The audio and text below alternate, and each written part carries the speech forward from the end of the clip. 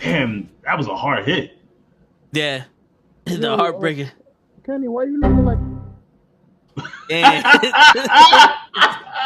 Kenny, why you looking like Biggie? Got screwed out of that fucking title. He had no respect when he was WWE champion at all, and he can't even win the fucking Rumble. That not just happened. Did she not miss the Royal Rumble because of that bullshit? And then you ended with, "As long as you're with Lily, you're cured." What? I'm about to go R. Kelly. Use your common sense, man. Come on, ladies and gentlemen. Come on. Hashtag stop hating on the Miz. That's right. You're killing me out here. You're killing me. I stay loose, I stay hype. I stay loose, I stay hype. I stay loose, I stay hype. I could do this all night, cause I do what I like. Yeah, I do what I like. Yeah, I do what I like. Sipping goose, sip is right. And I go with the flow. Yeah, I go with the flow. Yeah, I go with the flow. Cause I know I'm the show. In the zone, here I go. In the zone, here I go. In the zone, here I go. Yeah, they know I'm a pro.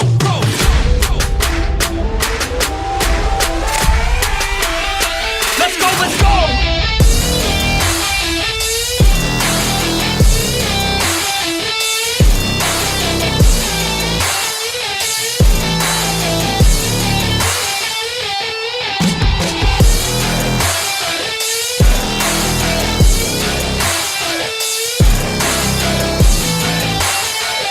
Yeah! Let's go! Here I go, I get lit, I get hype for this shit! That's right.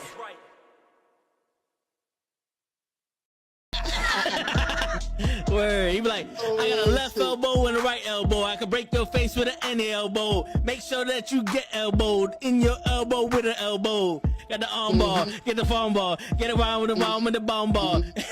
Daddy's gonna take you to Jersey Shore. What's going on, everybody? Yo. It's the Knuckleheads. We back at it again, baby. Monday Night Raw watch along. What's going on, Kenny? Welcome back from Vegas. What's going on, man? Chilling, brother. Last week you had a full crowd last week. Yes, sir. I was in the skies. Glad to be back. Glad to be back on the show, and not glad to be back in New York. I hear you, bro. Shoulders hurting me back again. But other than that, man, I'm okay. Still dealing with still hearing all the backlash from the whole Sasha and Naomi thing. What else we got? It looks like Raw is just gonna be a whole bunch of reruns again because we're getting the Miz and Cody. We're getting Bobby Lashley issuing a challenge to Omos again. We might get the Bloodline. I'm not too sure. Becky Lynch talking about Auska again. But we're gonna introduce something new tonight, which is great. Which we're gonna do. We're gonna do a little test run. We're gonna have Raw trivia coming up at 8:30, which is great because that'll give us the second. They'll do 2 commercial breaks, and then and then we'll get into the trivia, which is a test run. It's only 6 questions this time around. Normally, if everything works out, it'll be 10. I've been promoting it all day. People have been sending me messages saying that it's a great idea. They love it. Let's just hope that these people show up and they want to play. If everything goes well, like I said, the next time around we'll start to do prizes, and if we can, maybe we'll break it up until for every hour. We can do a trivia, maybe 5 questions. We'll do one like at 8:30, 9:30, and 10:30 if thing starts to get really big. But yeah, Pimp Boy, what up? Thank you. Glad to be back. Word. I actually graduated from high school yesterday. Yeah. Congratulations, Ashley. Yo, this weekend was graduation city, bro. Yeah, that's normally like that for certain places. It's the graduation season, and I know. Well, and then here in New York, it'll be next month in June. So Yeah, that's crazy, man. All these people graduating and shit. It's like, damn, bro, I didn't even go to my graduation. What? Nah, I went to my graduation. I didn't go to my prom because like I worked. So I worked at you know Whitestone movie theater, right? Yeah. So I used to work when I was in high school. I used to work for Whitestone movie theater. So Yo, where have you not worked, bro? yeah, You work for JP Morgan Chase, you work for fucking the paint company, Whitestone movie theater. you know what I mean. So I used La to bodega. I used to be an usher at Whitestone. So here's the hustle, right? So this one of the girls put me on. She goes, "Hey, you tell your boys, you tell all your peoples that you work at the movie theater. You have them come on the weekend when they know that you're working. You get them on the line. They break you off like $10 or so, and you could just they could bring in like somebody with them or whatever. So that's what I used to do. That's how I used to make my bread. I would be like, yo, when it was time to like get the when they used to get your positions as far as like what you're gonna do for the day, I used to be like, hey, can I collect tickets? But you can't do that all the time because then after a while they get suspicious. Like, why does this guy always wanna collect tickets? You know what I mean? So you got to do it like on and off. So one weekend I would do it, the next weekend I wouldn't do it. One weekend I would do it, next weekend I wouldn't do it. You know what I mean? Like that. Yeah. So I used to just like tell all my friends in high school, like, yo, man, if y'all want to come to the movies, let me know. Come to Whitestone, and we'll just slip me a 10. I'll let you and your girl in, or like you and your boy in, and it has to be only 2 people, and then everybody else, you gotta continue paying and stuff like that. So it was dope though. Like I used to make fucking bread. You never hooked me up though, man. I said, listen, I didn't know you, bro. Like I would have told you come through. That'd have been easy. I think I saw you a couple times when they forgot to put butter on my fucking popcorn, man. Probably. You looking familiar now? Probably, man. Shit. I used to love Whitestone because they always had those giant fucking cups, bro. Yep. The cup, and for some reason, the popcorn tastes different in Whitestone than any other fucking movie theater. Right. Shit, the only thing I didn't like was the weed smell and the fucking broken seats. Oh my God, tell me about it. It's like every other seat you sit down like, Bro, because remember, they used to let everybody and their mom in that shit. So no matter, we used to let people in there. That's true. You walk in with fucking bottles of Hennessy and stuff like that, and they'd be sitting there chilling, fucking drinking their ass off. Oh my God. Watching Harris Toy Story fucking and shit. What's going on, Harris? My dad is a lifelong WWE fan from way back in the 70s. But he said watching WWE nowadays gives him anxiety on how trash the product is. You know, some shit, man. It's not. And and the crazy shit is people like, what, you don't like change? We're not asking for you to give us the product that you gave us in the 70s. We're asking you to stay along the lines of the rules that you told us. You know what I'm saying? Because you changed the rules of this game, and this is not how we play. It's like watching baseball, and one strike, you're out. And it's like, wait, what happened? There's no balls now? It's like one pitch. You got one pitch to hit it, and that's it. If he throws it out of the pocket, you're out. And we decide whether it's a home run or not. If you hit it out the park, if I don't like you, it's not a home run. I'm like, hold up, don't change the rules. You can change the game. Don't change the rules. You know what I'm saying? Right. Especially the way that you fucking built it up to be. Like, you already told us how it's supposed to go. The hierarchy of everything. Like, the champion is the guy that makes you the money. The Intercontinental champion is your best wrestler. The tag team division is a separate talent. All that shit. That shit's gone now. Like, the thing that gets me is just like, okay, like, I know it's, sports entertainment, it's scripted, yada, yada, yada, right? But just the same way, like, it is, like when we watch a television show or we watch a movie, we don't want it to be where, like, you're kind of insulting our intelligence here. You're like, really? Like, this is really going to happen? Like, I give you a perfect example of something. And I've been fighting people about this all weekend. You know what I mean? The new She-Hulk that's coming out for Disney Plus, right? Yeah. I know a lot of people who are Disney, who are like Marvel comic book fans or whatever. So, I normally, chat it up or whatever. And I go, hey, what do you think of the new She-Hulk trailer? And they're like, it's fucking garbage, bro. I don't like it. It's stupid. And I was like, yo, bro, you got to open up your mind. You got to see how the first season is. Like, they're gonna, of course, they're trying to make it a little bit more playful. And I told them, I said, if this takes off if season 1 takes off, season 2 is gonna be more like they're gonna give you a little bit more realistic shit. Like they're gonna go a little tougher. You know what the thing is though? Here's the thing. She-Hulk is a parody, right? Of like strong women. So she would be the Marvel's version of the parody of Wonder Woman. This is what my brother explained to me and how she was. She can break the fourth wall. So, and she might be able to speak to us like how Deadpool does. The difference is Deadpool actually knows he's in a comic book. So whenever he's in a sticky situation, he could flip the pages forward and be like, "How do I get out of this?" And then rewrite the comic if he needed to. That's how crazy he is because of his cancer shit. She-Hulk just knows someone's watching, but she's a parody, so she doesn't take herself too seriously. She's like over sexualized, and she does like she defended Thanos' brother on a rape charge.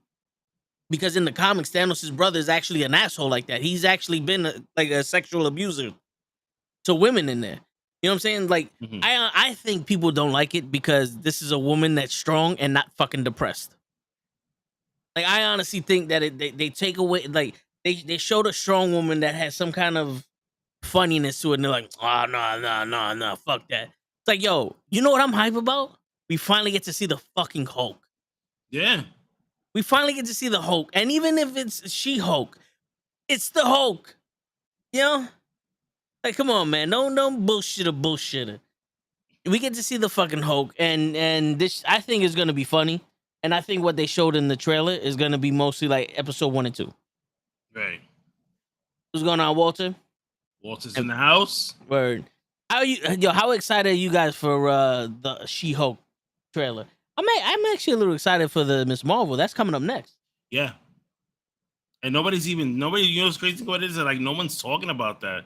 Where you're like, okay, like this is gonna come on first. Like, yo, I'm excited for like all the stuff that's coming on with Disney Plus. I think Disney Plus so far has been like knocking out a lot of these shows out of the park right now, where like it's entertaining. We're getting to know a lot of the characters if you're reading comic books, just like the same way like DC did with Peacemaker, where you're kind of just like, okay, we got to, because a lot of people was wondering like why out of all the characters of Suicide Squad you pick Peacemaker out of all these people to to base a show out of, and then you got to know Peacemaker a little bit more, and you're like, okay, like this makes sense, like this follows like what you guys want to do, as far as like storytelling is concerned, you know what I mean, and it fits, but because it's not just a comic book show, it's a comedy, and people who may not like comic books, they like comedies, and like, oh, this shit is stupid, I love it. You know what I'm saying? Exactly. You can get a wider range audience with someone who's like with a character that's versatile like that than you could with like a Batman, because you're getting a Batman show. If you don't like Batman, you're not watching the show. No other aspect to it. Exactly. My bad. I had to change the wire for my. I was charging my iPad. But shit, man. Yeah, man. Yo, so what's happening tonight? I know Auska's supposed to be. Becky Lynch is supposed to be fucking. She's supposed to be coming out tonight. Hold on a second. Let me see if I could. All right. So what are we getting tonight? We get a promo from Riddle. He's gonna have a promo tonight. Riddle and the Street Profits versus the Usos and Sami Zayn. It's supposed to be scheduled for tonight. Bobby Lashley is issuing a Almighty challenge tonight. Judgment Day is doing a promo. AJ Styles and Liv Morgan versus Damian Priest and Rhea Ripley. King's Court with Veer. What the fuck is that? Okay. So we're gonna have King's Court with Veer. I don't know who is going to be the king for this one, because last time I checked, Veer was not a king, and Jerry the King, unless Jerry King Lawler is gonna be here tonight, but normally he covers for other people. Does he have a King's Court? I believe so. Is that the name of his show? I'm assuming so, because who else is gonna do this? So I guess we'll find out about that one. Alexa Bliss versus Nikki Ash. Sonya Deville and Doudrop are supposed to be involved in this one. Supposedly, these are from the notes that I'm reading. Okay. And Cody Rhodes versus The Miz is scheduled for tonight. Ezekiel versus Chad Gable, that should be a good one. Is going to be scheduled for tonight.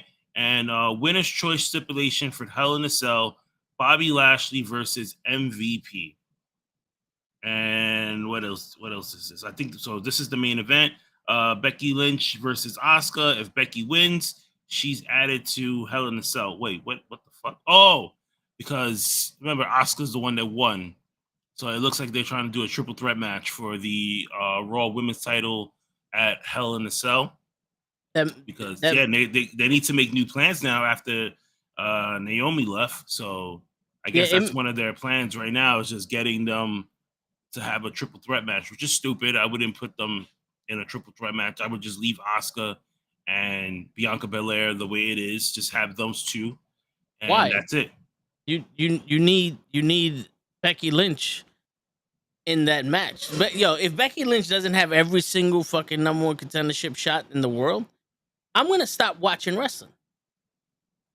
It makes no sense to have someone who won a number one contendership opportunity have a one-on-one match with the champion.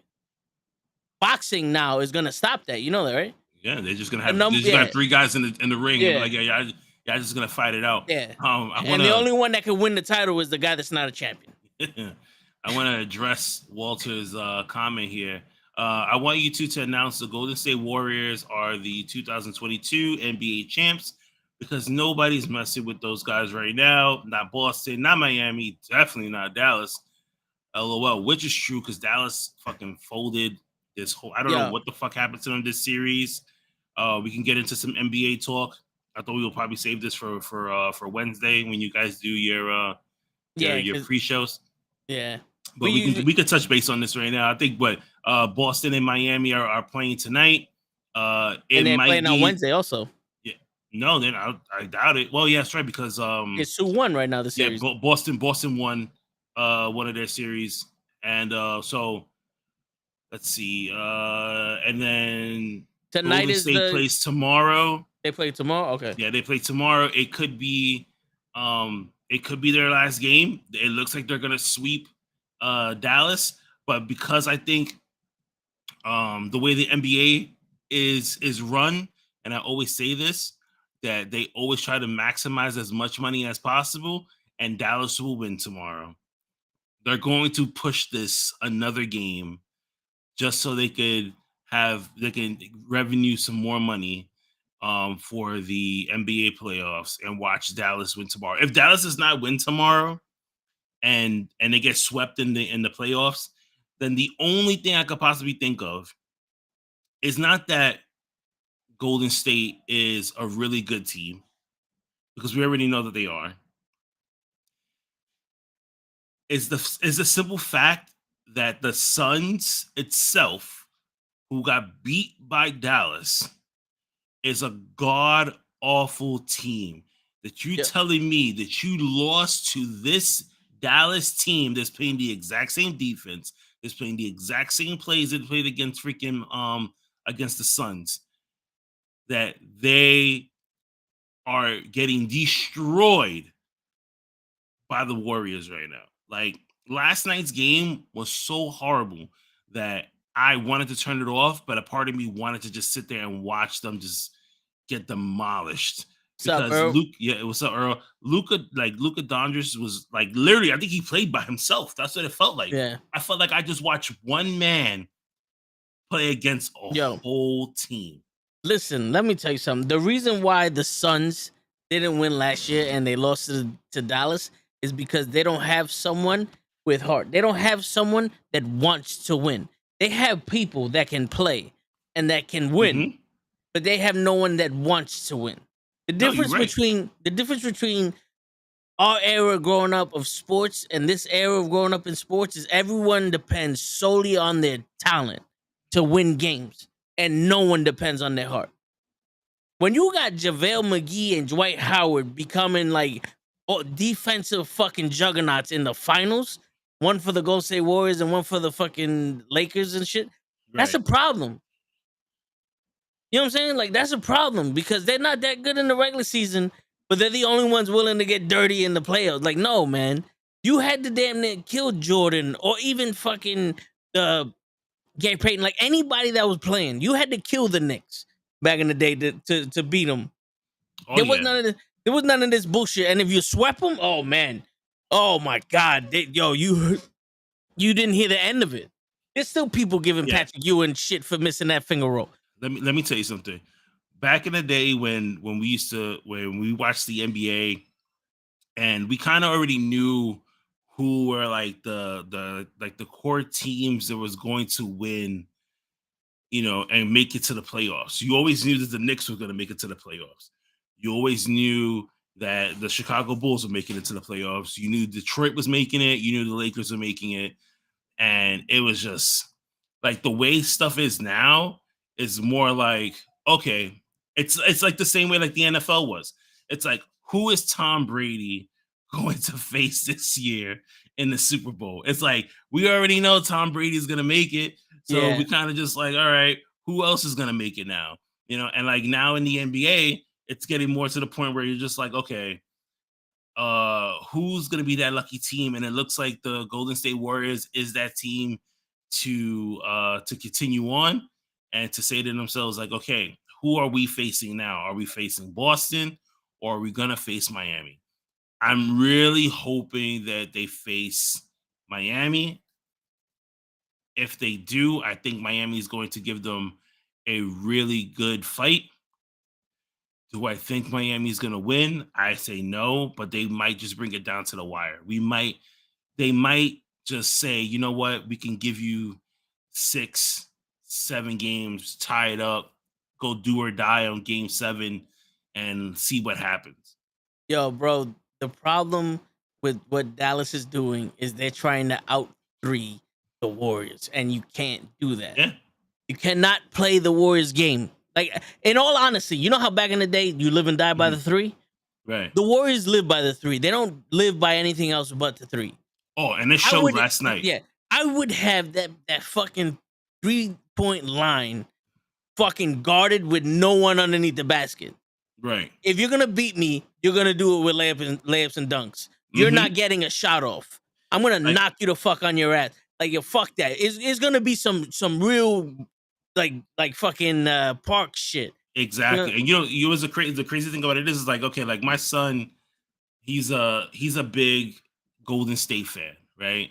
Any kid right now loves Golden State, so what my son does is exactly what everybody else does. Where you think like other teams, especially like what Golden State does, they go for the threes. Yeah. So what do you do? You just basically just lock up everybody on their threes, because everybody who plays on NBA 2K, they go grab Curry because they know Curry's fucking 3-point percentage is like 95, 99. So no matter where you shoot from, if you can get the hint, you take that joystick and hit it just right, he's gonna get green every single time. So why not just play hard defense on him in the 3-point line? Make him pass the ball, go man on man. Now you lock another man, you make him go inside that basket and try and just go up against one of those big guys. And there's no communication on defense. No, if you ever look,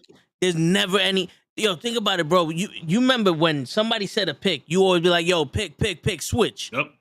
Yo, when you said a pick, no one was open. Nope. No one was open unless the dude said a pick and you went down the middle and it was like a pick and roll. But no one was open. There's so many picks with wide open people. It's like, how, Sway? How did this man pick 4 people? How is this nigga open? Last night alone, okay, Dallas was throwing like the ball to like random people. And I was just like, what the hell? Like, they were doing random shit. Even on Friday when they played and they were up.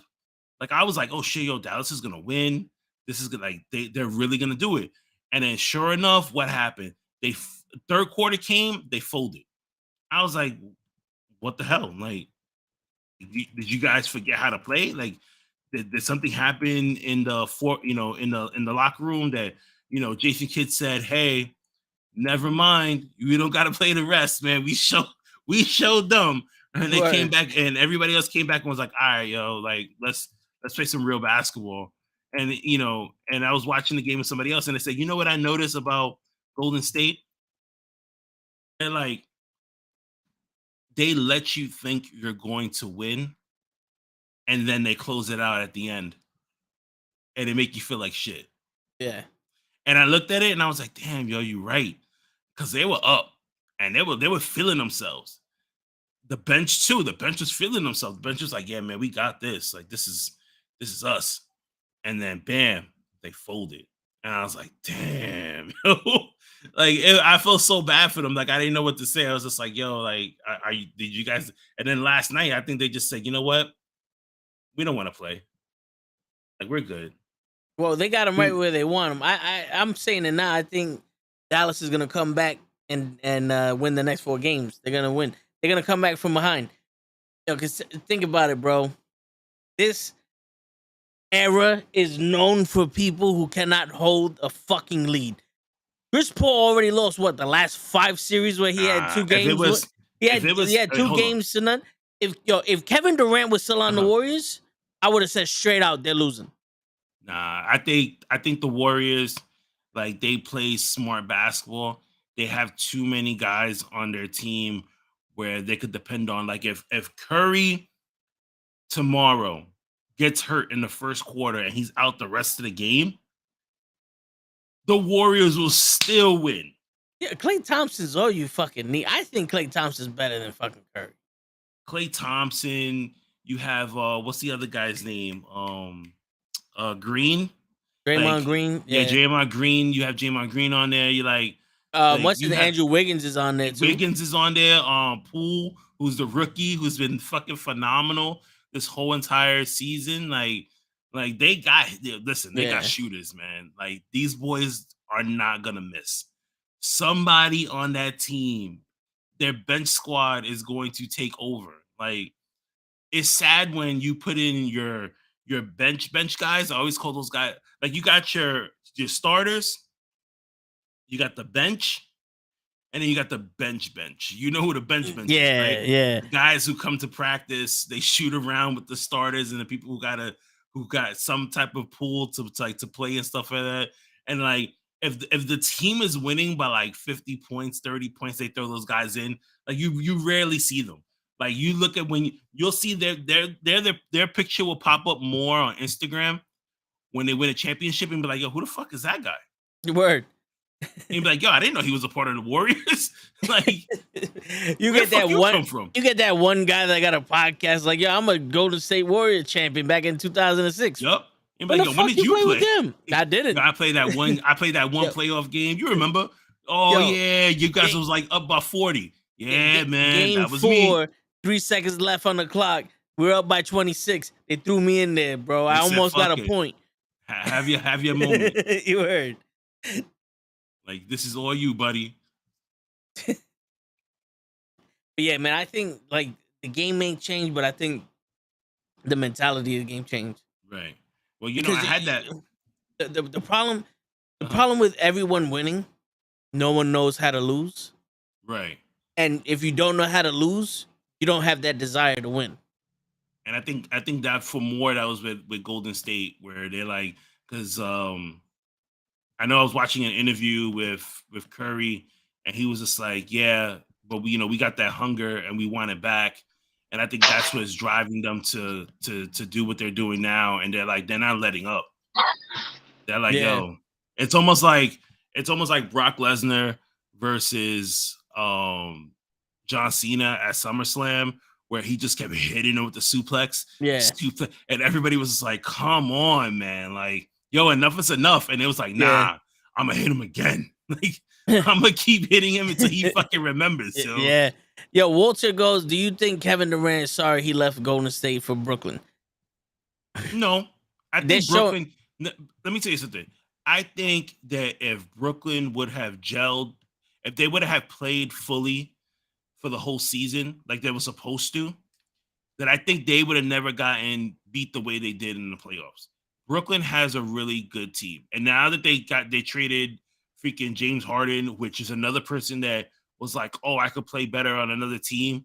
And he fucking showed, Philly that you wasted your money, with the team. So now with the team that they have now for Brooklyn, I think that once summer camp comes along and they get in there and they start gelling together, and hopefully Kyrie Irving fucking gets out of his head and stop being a fucking pussy and sits there and fucking plays the game that they're supposed to be they're paying you for, then freaking Brooklyn is going to be up there too. Yeah. Yeah, my thing is this. Like, Kyrie Irving, I understand you don't want the shot and shit, right? Right. But don't, like, do it. Like, listen, him and Sasha, like, in the kind of the same boat. They're like, I'm not doing this. I'm standing for my shit. He should have straight out been like, then I'm not playing this season. Yeah, he should have. But you know what? I'm not playing this season. And next season, when we don't need the fucking boosters and all other shit, I'll play. Just like what Michael Cole said when he said it last Friday that Sasha Banks and Naomi disappointed everyone. No, they didn't disappoint nobody. Fucking Kyrie Irving disappointed everyone in New York City. Yeah. Right? He disappointed me. And I'm a Lakers fan, and he fucking disappointed me because I'm just like, damn, you finally going to do something for Brooklyn. And boom, you do this bullshit. Yo, because here's the thing. That's legitimately a team. That's legitimately a team where whether you win or lose is up to you. Mm-hmm. And you have the best players in the league. Kyrie Irving was one of my favorite fucking players, and I think he's one of the best scorers in the game right now, mixed with another best scorer in the game, in Kevin Durant. Exactly. You know what I'm saying? You put some solid guys around them, a good big man. Like, I always believe if you have a solid center, you have a good chance of winning any game. Yep. You put those key players around them, they could have won the championship. But Kevin Durant don't have the heart to step up and take control of his team. And Kyrie Irving can't mesh well with anybody but LeBron. But I think the way Kyrie Irving played, Kevin Durant, the way he played this season was like hot and cold. He wasn't the same Kevin Durant that we seen in Golden State. Like, that's a completely different. And I think this is what a lot of people need Kofi Weeson in the What's building. up, Kofi? That's what I think. That's what I think a lot of people need to realize too. Is it's like this is not the same Kevin Durant that they got in Golden State when he was winning a championship. Like, this is a completely different guy. He just coming back from an injury. Yeah. He needs the help, and some of his teammates were not helping him. Yeah, but also I do not believe that there are real leaders anymore in sports. No. Because, like, yo, Kevin Durant is supposed to be the man. Be a leader, bro. Like, you see once in a while LeBron yelling at somebody, but you also see a handful of time him just walking up and down the court, not playing defense, not giving his all. And it's like, yo, bro, I get it. There's 100 and something games or 82 games in the season, and you're fucking tired. But that shit, yo, dude, we used to play 4 or 5 games a day. You know, like, this is where it's like, yo, you're getting paid a shitload of money to be the leader and to be the captain on this team. Be the fucking captain, bro. Be the fucking captain. If you don't want to play the game, I'm not going to fault you for it. But we put you in a position to be the captain. You're the leader on this team. Lead the fucking team. That's why the greatest New York team we had since, like, Spreewells and all that was with Jason Kidd on it, because we actually had somebody that could fucking lead a team. We had the oldest team in the league, and we made it to the second round. Because we had a leader. That I always said when Carmelo Anthony was playing with the Knicks, we needed a leader. That's all we needed. A leader to push us somewhere. And we never got that. So Walter says that Raw is on. I feel like we can stay on this topic all night. So, but unfortunately, we have to cover Monday Night Raw. It's a 6-man tag. The Street Profits and Matt Riddle versus Sami Zayn and the Usos. I just clicked mine's on right now. It's literally just showing the beginning part. Show is in the building, still working. Show, you muted. Show. Yo. There you go. Here. Riddle's walking out now. Oh, I'm still seeing the graphic from the freaking thing because something's up with my computer where I can't get the USA Network to come up. Oh, did you like reset it? Yeah, I did. It's still giving me the shit. same bullshit. Yeah. That's racist, bro. Yeah, of course. It's because I'm a person of color. Yeah, I'm that's what it mixed. is. That's what it is. So Riddle's walking out now. He got his own, singles ring, single fucking theme music. I He got don't his get old the music appeal. back. Yeah, I don't get the appeal of Riddle. To be honest with you, I don't think Riddle's a main event player. And the fact that you're gonna put him in a spot to face Roman Reigns with the weak ass story that you got here, to me is kind of insult. It's kind of like when Harris is talk about his father. You know what I'm saying? Like this guy. Like here's the thing though. When you give someone a championship, take advantage of it, because if he was one of the dominant United States champions, beating everybody, and then he's going up against Roman Reigns, we have that history to go on with him. You know, it's like when Conor McGregor was doing that run and he was knocking everybody out. He just finished knocking out Jose Aldo and then Eddie Alvarez and Rafael Dos Anjos fucking broke his foot and he was fighting Nate Diaz. Right. It's like, yeah, Nate Diaz lost a lot, but he also has that black belt and boxing skill, and he beat mad people. So he had that history for you to be like, oh, wait a minute. Nate Diaz ain't no pushover. You know what I'm saying? It's like you're sitting here. He's been in a tag team match looking like a fool, like a child learning from Randy Orton, and all he's doing is RKO. It's like that's not really a foundation for you to make him a number one contender for Roman Reigns. No, you're right. Like Randy Orton will always be able to just walk up and be like, I want to be champion, because he has that history. I had to laugh at Matthew's comment. It was like, who will fight Flair? I think Hogan returns. I think that's like the only person that will fight Flair at this point, because nobody wants to do it. Yo, do you think Hogan can like his body can withstand that? Can Flair? There's videos of Flair being suplexed by Jay Lethal. I mean, but Jay Lethal's like gently putting him down, bro. Like, true, but it's a tag team match. I honestly think Flair. I think the reason why people don't want to wrestle Flair is because he's planning on dying in the ring. I don't want to be that guy that kills Flair. Yeah, inside of a ring. You really wish you could watch Raw tonight, bro? Why is Riddle crying? Did Randy Orton die or some shit? I don't know. Yo, y'all really think Ric Flair will die in the ring? Yes. Bro, he's a showman. Like, he really don't gotta take much bumps. He gotta flop. He gotta but you get gotta on his knees and beg. No. You gotta remember he gotta do something. His heart gotta be able to take it. Tell Shaw I'm waiting for my package from UPS in Rochester. All right, Shaw, get your ass over there. I'm on my way.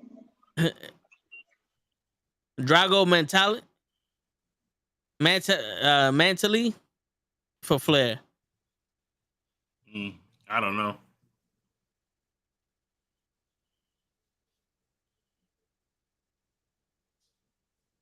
Watch Bella Twins return in the tag team tournament.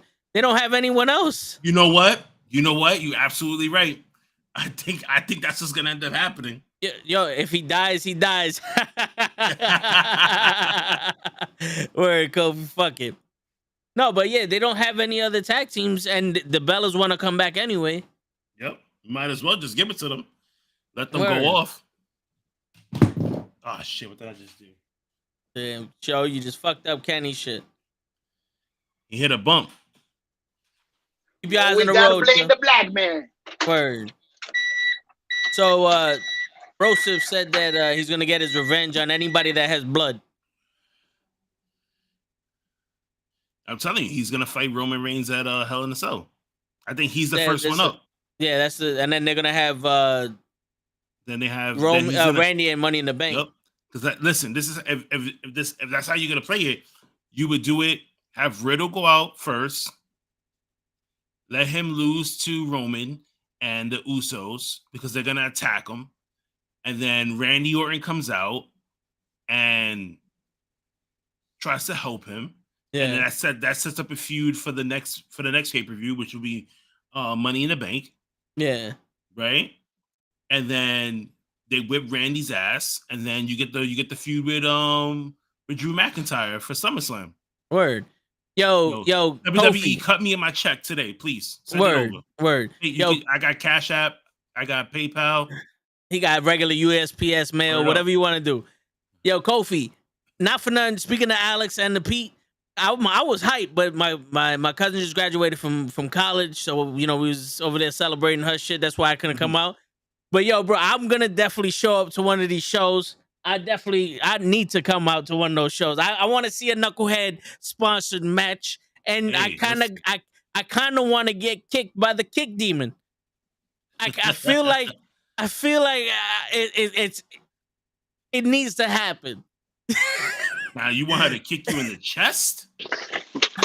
I mean, the chest will be fine. I don't want to break her shin. But you know what I'm saying? You know what I'm saying? Whatever she's into, you know what I'm saying? Yo, let me Yo, tell you so aren't we supposed to go to that other show? Which one? About the next show. Sorry, can you hear me? Oh, now we can. The Invictus wrestling one? Peter was telling us about the other show, the next show in June. That was Sunday. That's on Father's Day weekend. June 10th, right? Oh, okay. It's also Father's Day weekend too. Yeah. He was telling me that he's gonna drag me to my first show, kicking and screaming, even if it's not his. I think there's two shows. I think there's one on Saturday, one on Sunday, which is on Father's Day. If I probably won't make that one, but I'm thinking of maybe trying to go to the one on Saturday. Kofi said he'll definitely be there. Yeah. Listen, if it is, I'm gonna be there with a cooler of drinks. You know what I'm saying? Nah, I hear you. But yeah, man, we definitely gotta go. I want to have Knucklehead sponsor some shit, man. I want the Dirty Heels to come up to me like, yo, my man, you gonna have to get out of this territory. Like only the Dirty Heels can sponsor over here. It's BX all day, Kofi. Nah, fucking shit. Listen, we'll have a small little group like we did the last time when we went to the last Battle Club Pro. It was me, Kofi, Gigi, Henny Wrestling. Who else? It was another guy that he watches a lot of the interviews that I do. We were all just chilling together, fucking screaming and having a good time. That's what's up, though. Now that I know you could bring stuff in there, you know what I mean? I'm like, I think the next one, the one in August, if you can't make the one in June, then the one in August is like definitely one to go to because it's outside. Yeah. Isn't that one the one that Matt Austin Brooklyn? I don't think so. Oh. I think he's trying to get on that one. I'm not sure. But I know this one that's coming. I'm sponsoring a match for the one in August. Yeah. And then I'll be outside chilling with my cooler. Nah, I hear you. You working tonight, right? Yeah, of course. You already know. All right, before you go, I want to talk to you about some shit. Cena will win his 17th title at SummerSlam against Theory. I can see that. The U.S. title. Yeah, he can win whatever the fuck he wants there. I just don't want him breaking Flair's record. He's gonna end up breaking. He's gonna be that guy just to break. I can't even talk to him. You know what's funny? You said Blake and then said break and then went back to Blake.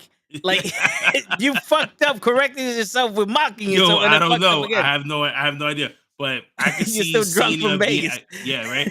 I can see Cena still being that guy to hold the record. Like eventually, Flair's gonna do something that's gonna piss somebody off in WWE, and they're just gonna say, you know what, fuck it, like give it to Cena, and then that's it.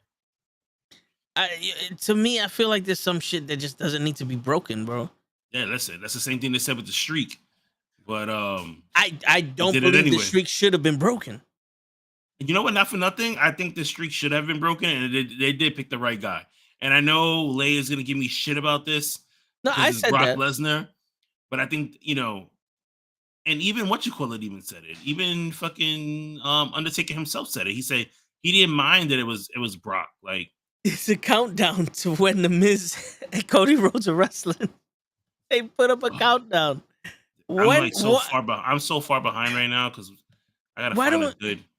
Why do we need a countdown for that? Because they're getting you ready for Cody Rhodes. It's to keep people awake. All right, but yeah, I said that yesterday when we was talking to Hazel.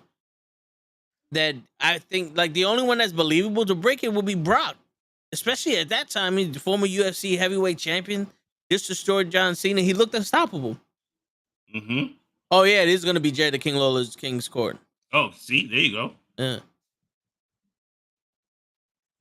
I had a streak, but boy was it broken. I had to take a shower afterwards, and your underwear. Nasty. Oh, there you go. Explain how he's the right pick. Please make it make sense. I knew he was gonna show up. Yep. He's always in the. I explained last week why I thought so, but also there's a mixed tag team match with Liv Morgan and AJ Styles versus Priest and. So Brock needed it? No. I didn't think Brock needed it, but he was just the right guy for it at the time because he was just building up. He was still continuing to build himself up to Yeah. So of course they were gonna pick. Of course they were gonna pick Brock Lesnar to do it. Because who else were you gonna pick that was gonna sit there and fucking destroy the Undertaker? Like the Undertaker in WrestleMania is like fucking Steph Curry in the playoffs. Like he's unstoppable. Yo, you know what I think? What should have happened? To be honest with you, and I'm gonna keep it 100. Brock Lesnar beats Undertaker beats Brock Lesnar by the skin of his teeth. The next year he faces Roman Reigns. At this point, Roman Reigns isn't the man because Cena's still there. He beats Roman Reigns. The year after that, he has his final match with John Cena and beats John Cena at Mania. Puts his gloves down, walks away, and retires off of that. 3 straight faces of him winning. And one that shows Roman Reigns ain't ready to be the man and he needs to step his game up. And then that can lead to Roman stepping his game up and becoming the guy over Cena. Right. But nope. Just Brock Lesnar got to win it. Mm-hmm. In all honesty, Lay, in my opinion, there's no one that deserves to beat Undertaker for the streak. Name someone that you can believe beating Undertaker for the streak. In all honesty, I thought that Shawn Michaels had the best chance. I thought it was going to be somebody like Shawn Michaels or even Triple H at the time that was going to, end the Undertaker streak. And when they went with Brock Lesnar, I was just like everybody else. I was so fucking surprised where I was just like, really? Like, this is the guy that you decided that was going to beat, Brock Lesnar and Undertaker? You thought what?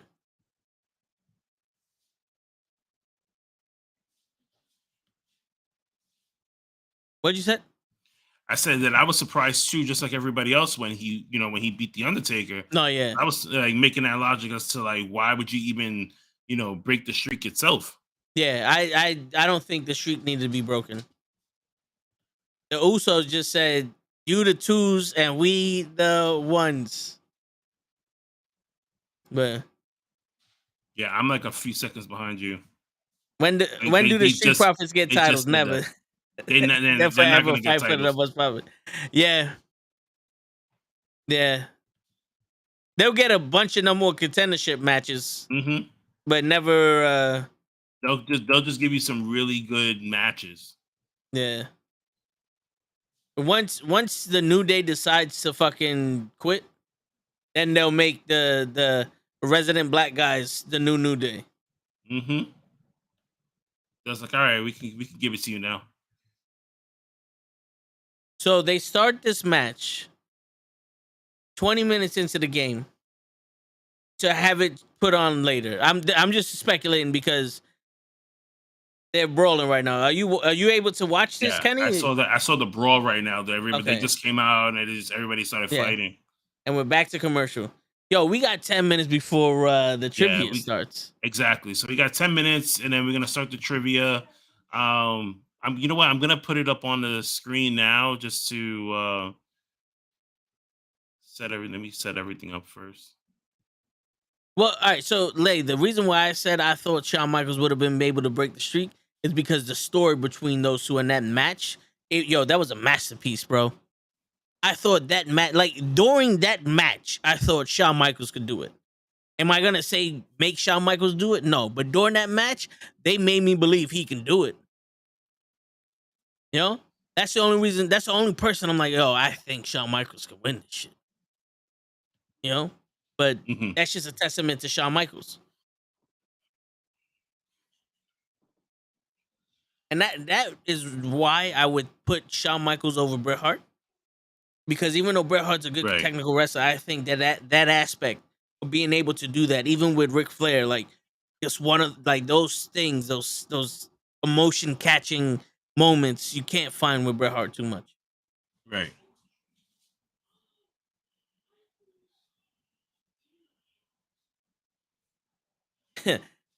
Usos and Reigns cheat too much. That is not legit winners.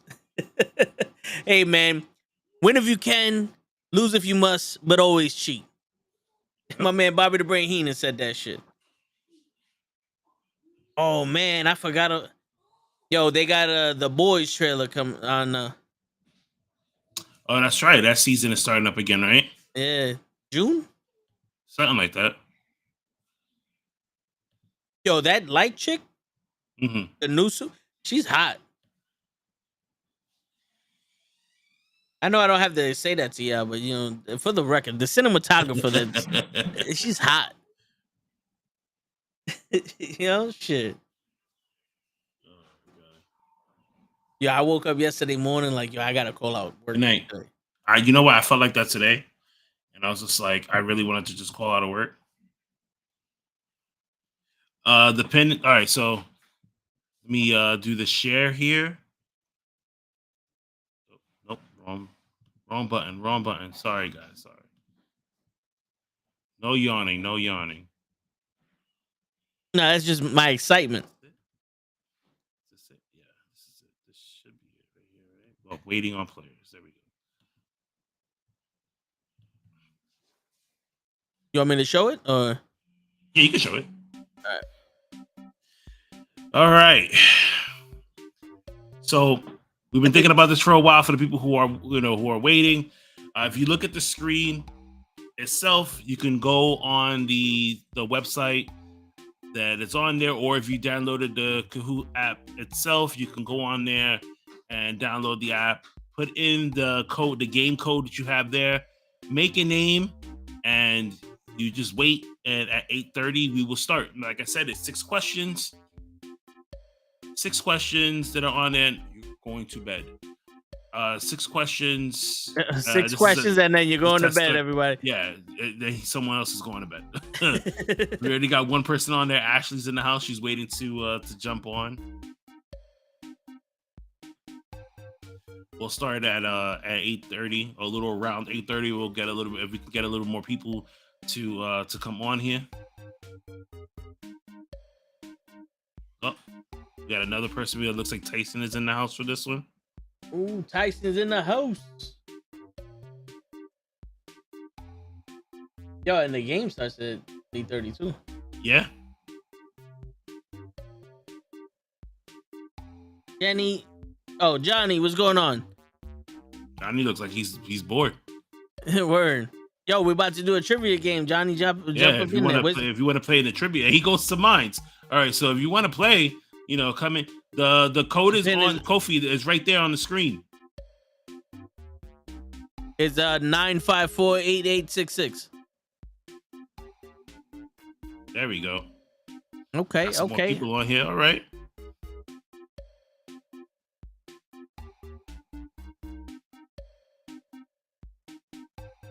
All right, so while we're waiting, the Street Profits are beating up Sami Zayn. Like always.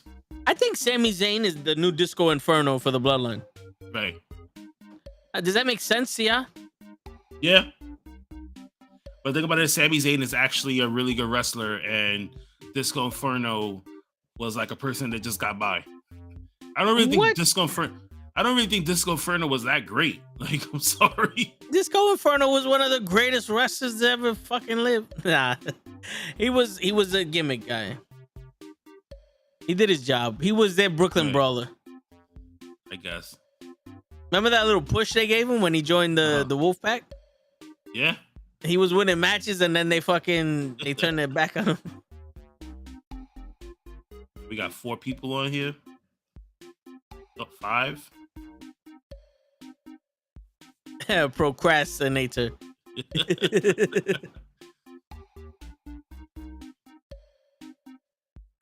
gotta love the beats on this shit. Oh, I can't hear any of the music. You can hear the music. I can't. Oh shit. So the way I found, if everybody's wondering like where the hell did he find this Kahoot app when the kids were going to remote throughout the school year, my son's teacher, to get them more interested in learning and having more retention to like the stuff that they were learning in class, she made a Kahoot game. So everything that they learned throughout the week, they would play on Fridays, and all the questions that they had were questions that were a part of the week. She'll put them on Kahoot, and then they will win a prize at the end. So you'll see how this runs through and how it shows who's in the lead and who's behind and by how many points. So the faster you answer, the more points you get. Okay. Nice, Johnny. Appreciate you coming in. All right. Got 6 people in here.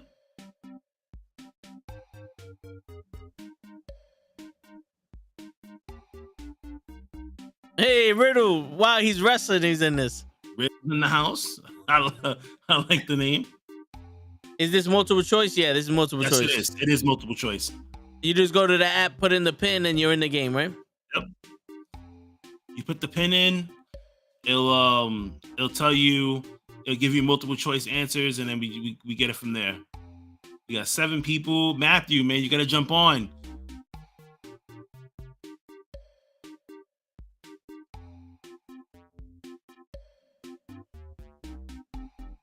And what's good about it is like I just made the questions, I put the answers, and then I play at work on a regular. I'm telling you, yeah, I used to play this all the time with my son, because sometimes I used to remember a lot of the stuff that obviously me sitting there with him in class.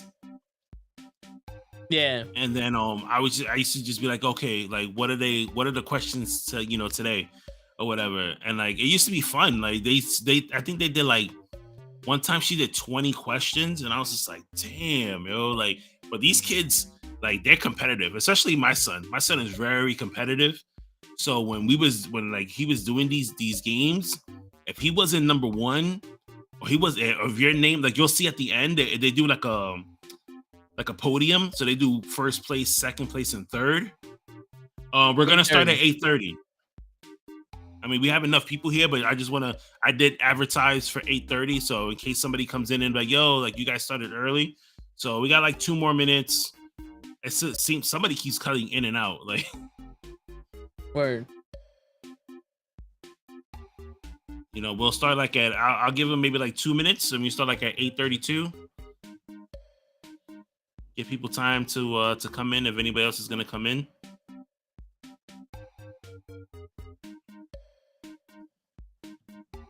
I'm on commercial break right now, so yeah. So am I bet I'm helping one of my boys do his OBS. All right. My AC.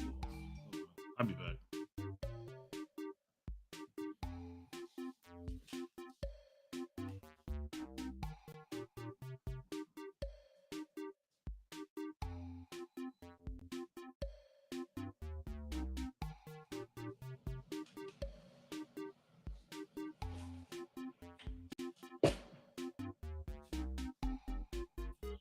Who's the guy that keeps coming in and out?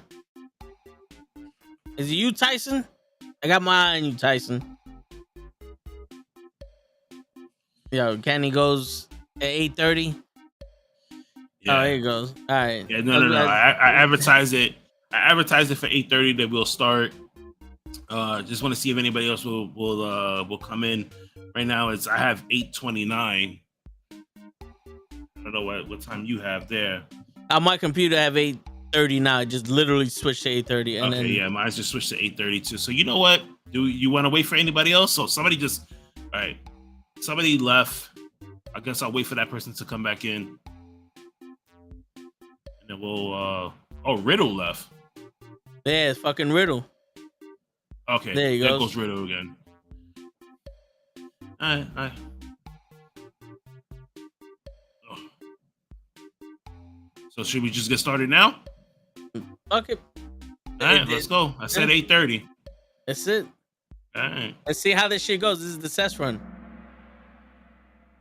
Uh-oh. No cheating, guys.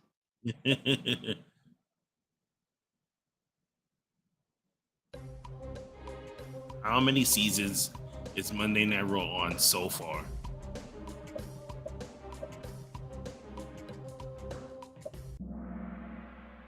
Damn, only 4 people answered. 2 people answered correctly. Ooh, somebody said 20. Oof. Somebody said 50. I mean, yo, I wouldn't be surprised. Okay. Riddle's in the lead. Okay. Riddle and Johnny okay. Boy. Okay. All right, next question. We got Johnny Ace up in here. What happened? Cap left? I don't know. Who was the first person to main event Monday Night Raw?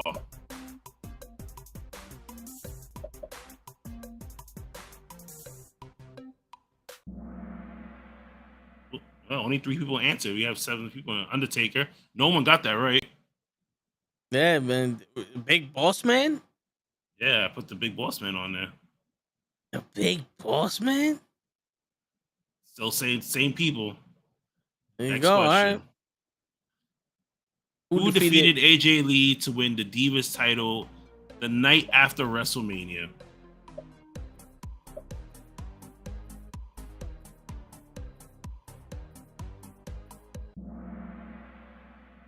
One person got it right. Wow, who said Nikki Bella? 2 people said Nikki Bella. I can't see the questions. I only see shapes. Fuck. Oh, man, really? Damn, we might have to do the choices also. All right.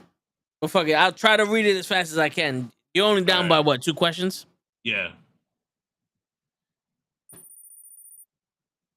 All right.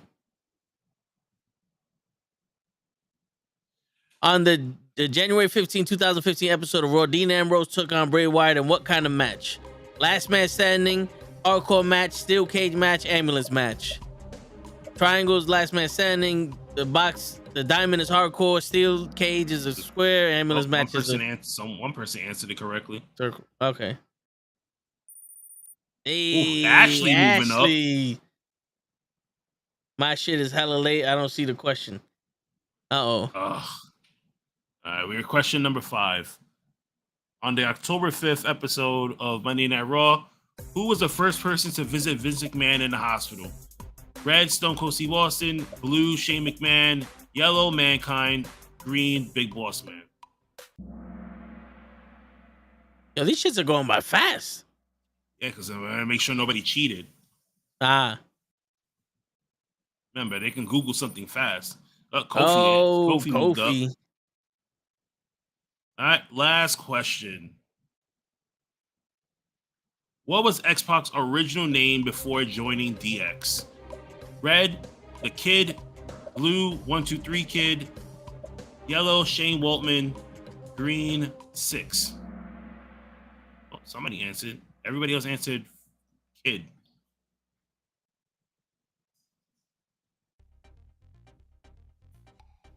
And the winner is Kofi came in number 3. Riddle came in number 2. And in number 1, Ashley pulled with out the win. She came back at the end and won. The answer key for me came before the questions. Are you doing it? All right, so Dave, all right, so now that because remember, we all said this was a test run to do this. So Dave was like, are you doing this on a computer or your phone?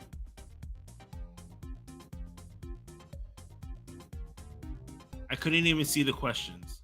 I think the best thing to do, and I noticed this, is that like if you're gonna do this off your phone, just to download the app. Like download the app is better because it pops up like right then and there because it's the app. Okay, he did it on his phone. But did you download the app or did you play on their website. You are 30 seconds behind the question for me. Oh, Yeah. See, Ashley did it from her computer. Pro did it from his phone. Same. Tyson said he couldn't see it. Okay, so I gotta see what's going on. I'm gonna have to maybe do a test run again later this week. Johnny did it through the website, so he saw it. oh my! Ashley did it through the computer. My brother showed me a picture. Okay, so I see what he's like, and then Kofi was on the app, so Kofi saw it on the app. This is what my brother was looking at. Oh, okay, but he did it through the computer. Yeah. Huh? That's weird. Yeah, it's just. Yeah, that's crazy. All right. Well, at least I know I can fix it. Fix it the next time around. But to everybody that participated in this, man, thank you so much. We're gonna do this again next Monday. Hopefully, I was on the internet and I could not see it. That's weird.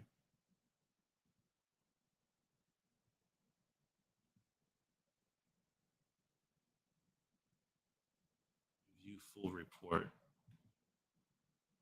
Yeah, I'm gonna have to look at this over and see, because this is the first time.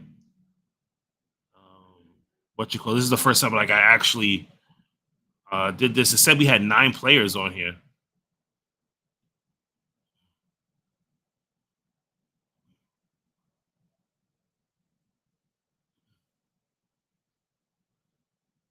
I'll look this over tonight and give you guys more of an insight on all of this.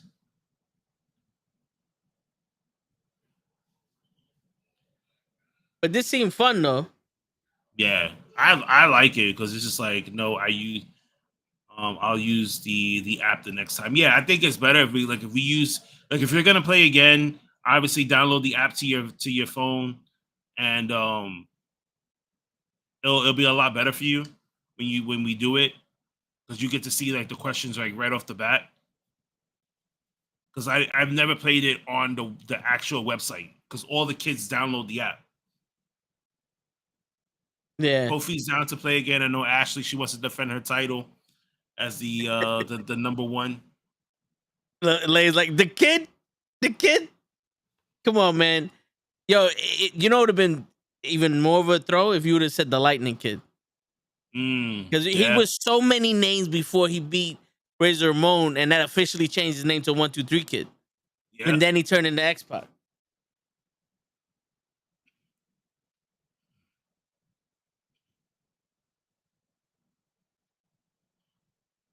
He was something kid, always. The Lightning Kid, the Snake Kid, the Loser Kid. The thing about it is like because he didn't have the name 1-2-3 Kid when he faced Razor Ramon. No, he didn't. Right? I didn't ask that question. I said before he joined DX, what was his name? What was his original name? And it was 1-2-3 Kid. That's what he went by.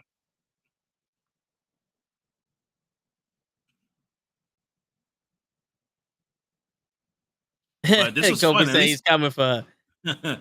We had 9 people on there, which like I can fill up to 20 on this. So we were, halfway there.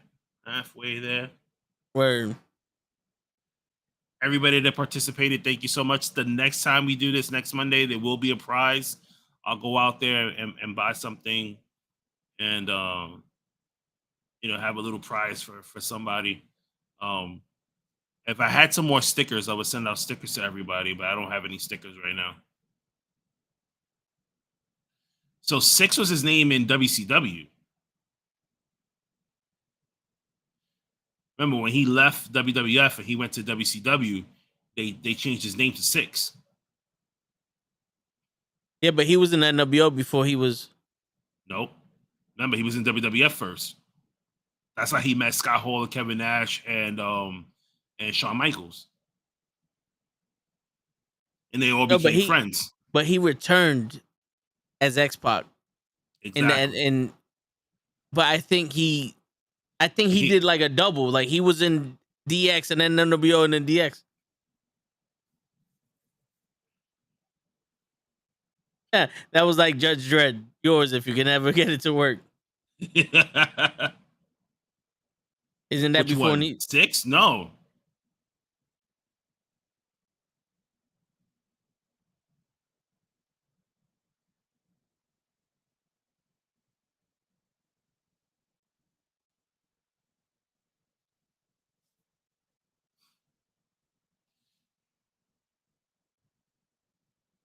We're gonna look this up.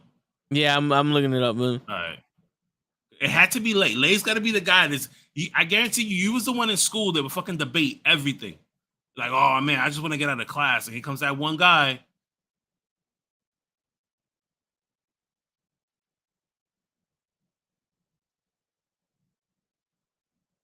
Because when he was in WWF, he was the 1-2-3 kid.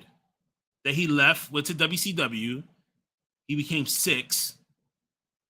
See, but the thing is, it's the question is, I think he was in NWO first and left them to come to WWE because I remember him making his entrance walking down the aisle.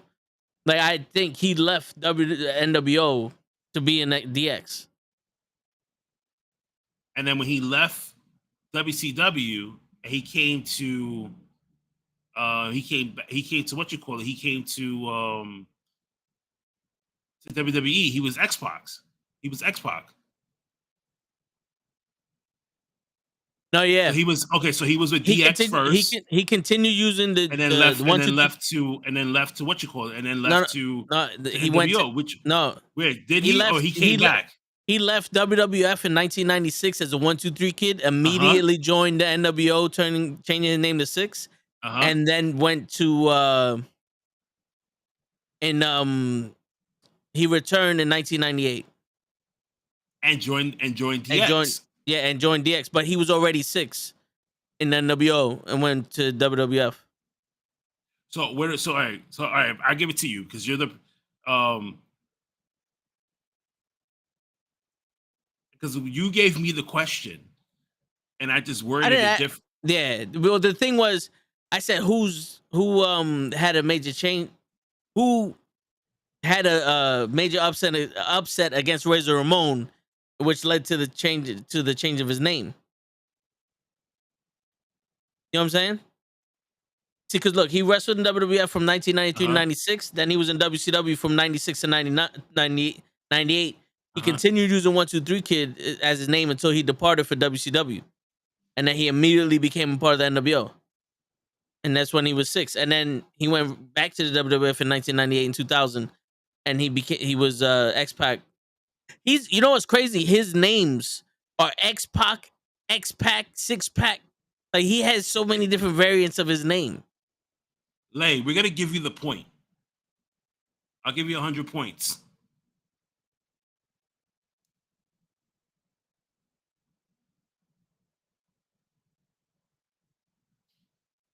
But we still have fun for the 20 minutes, the 10 minutes that we had. Yeah. We'll do it again next Monday. Yo, how come you didn't do the Macho Man one? You know what? Because I said, fuck it, let me just do the 6. Let me do the 6 questions and then just as a tester, and then that was it. I hear you. But next week we'll do 10. We'll do 10 questions. If we can ever get it to work. If we can get it to work. You know what you could do? Do like a mock one that's like 3 questions just to see if people are having issues with it, and then be like, yo, try this, and then we'll get it to work. Yeah. Okay, so that's what we'll do. We'll do a tester again next Monday. I'll give you 3 questions to start you off. If everyone can see every single question from where they are, then we'll run the real one after that, and you guys can just jump back on. We'll put that on there because it's easy enough for me to do where I could all I have to do is just click on it. So I got to say if I'm here on a Monday, I can just give it to you. I'll give you the login information. Yeah. All you have to do is just log in, hit the button, and it's already there. As soon as you see it, it's like on your right-hand side. Okay. It's easy because it just literally is step by step. It says click here, start, you wait, and then you just put classic, and then that's it. And then it runs by itself. All right. Hey, do you guys agree with Dutch Montel saying that Bobby Lashley should always be a babyface? He's such a nice guy in real life. I never see him as an actual heel. Do you agree? Yeah. He has that likable face. Like, Yeah. yo, who's your boy? Oh, that's Bobby. He's cool. He's cool peoples. But if you piss him off, he's gonna whip your ass. Like, I think if you let him be like legitimately him, I think him being a baby face is dope. But also, it's like to see him as a heel, he's fucking dominant, bro. wait, hold on. Yo, Dave, you're not doing In My Opinion tomorrow?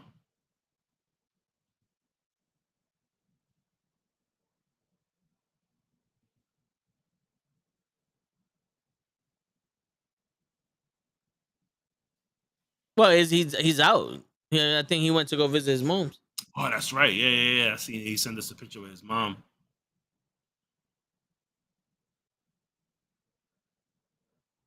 His ears are too small to be a heel. He won't hear anybody coming. Holy shit. That's the first time I ever heard that. Like, his ears are too small to be a heel. No, he doesn't have a likable face. He looks like a dolphin from SpongeBob. Really? I mean, that's his. Yeah, I don't personally know him. Yo, bro, you don't see Bobby's dimples, Kofi?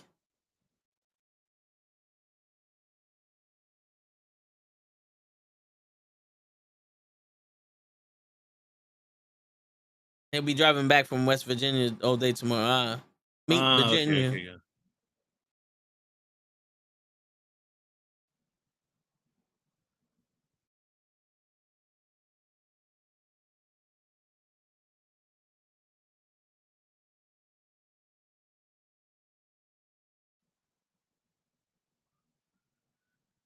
You're not a fan of this beef? Yeah, I'm not a fan of this feud thing either between them. I'm a fan of them using Bobby and MVP. Right. But all right, Kofi. Later, But Kof. Yeah. Thank you so much for participating today. Yeah.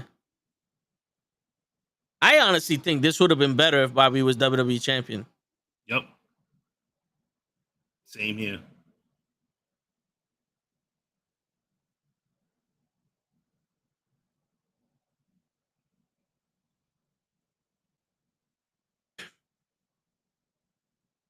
$10-hour drive. Kill me now. Is what is all right. WWE should not have suspended and definitely Sasha Banks or Naomi. You should have fired them. If Sasha comes back, she's gonna keep doing the same crap. She's a crybaby when she doesn't get her way. You know something though, Johnny? Someone got to do it. Mm-hmm. If Ricochet would do it, Mustafa Ali would do it, AJ Styles, fucking Finn Balor. If all these people stop accepting the garbage that they're giving them, the game would change. Not for nothing. I think if somebody like Mustafa Ali, like, I'm surprised he didn't get fired. Like, he just said, "Fuck it, I'm going home." But you know what the problem is? When, let's say you fire him and then he goes to AEW, that just gives so many people the confidence. Like, you know what? I'll just fucking go somewhere else. Right. Country roads take me home, West Virginia, mountain mama take me home. That's a song that Cap wrote for you, Dave.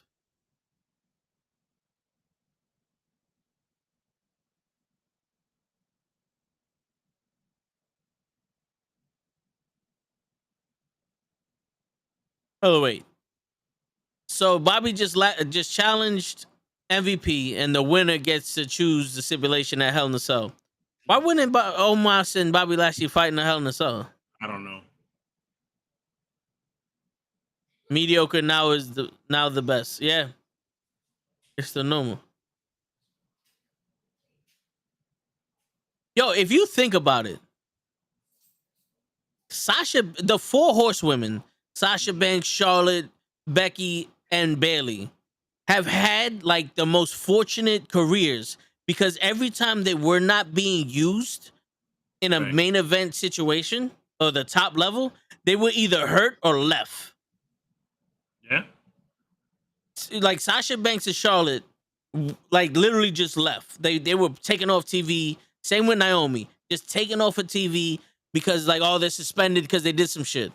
And Bayley and Becky were just happened to be hurt when they're not really doing nothing. Where they're like second best type shit. When they come back bigger and better than ever, and they're champion. Exactly. You never have a time. There's never a time where you're sitting there going, "Yo, I'm tired of seeing this." Like, except for Charlotte, I'm always tired of seeing Charlotte. Well, shit, Johnny, wouldn't you be scared? You got this fucking behemoth challenging you. You got a bad knee, bad back, hairline's missing. He's still probably going off his losing streak from like 2008.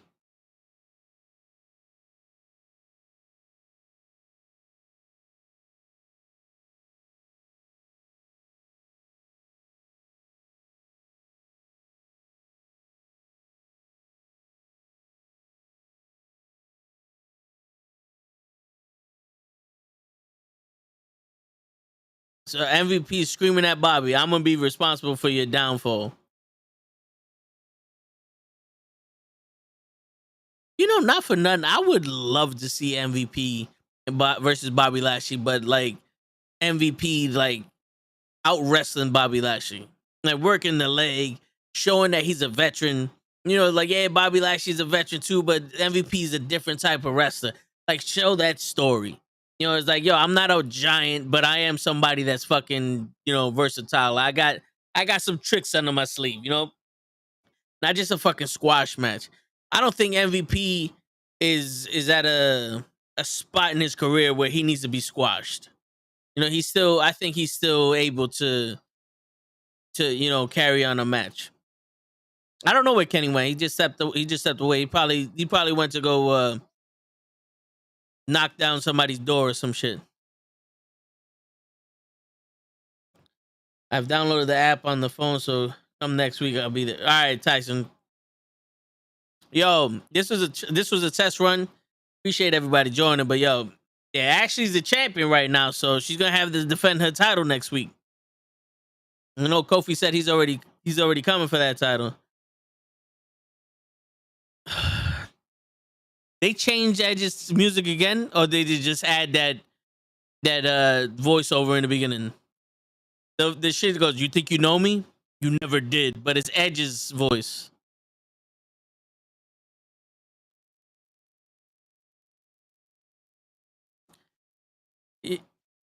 What up, Flocka? Yo, so are we giving the fucking Judgment Day a chance? Should I give him a chance? Because I think the beginning of this shit, the way they made this shit is stupid. But also, I hope you don't feed Finn Balor and AJ Styles soon, which you have to if you want to make this like a legitimate trio or a legitimate faction. Because it's either you make AJ Styles, they added it, all right. If you make AJ Styles and Finn Balor the club, and they're gonna be doing this for a long time, like Death Triangle and the House of Black. All right. But if you're just doing this shit to stomp over Finn Balor and AJ Styles, is bullshit. Yes, please get them a chance. All right.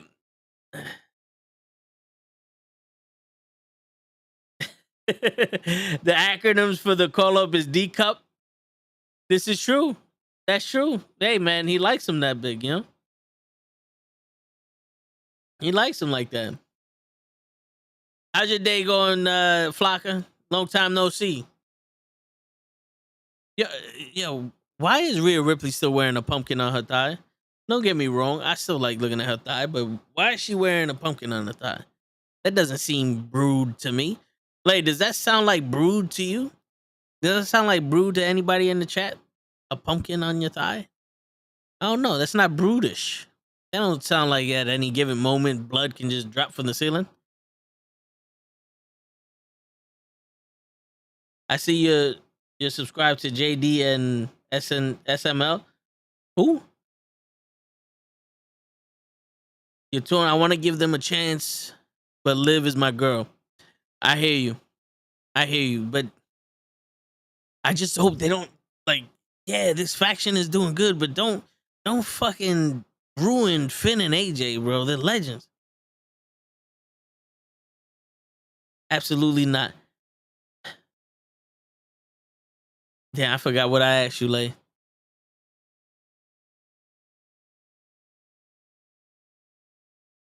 Who am I subscribed to, Johnny? JD and SML. Saturday Morning Language, Jermaine Dupri.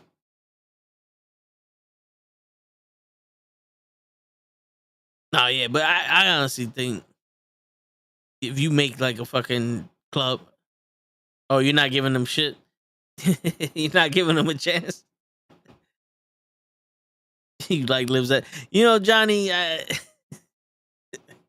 think you come here just so you can say that. You come here, you're like, yo, lives on. Let me tell the world I need to eat ass. But you know what? I'm not mad at you.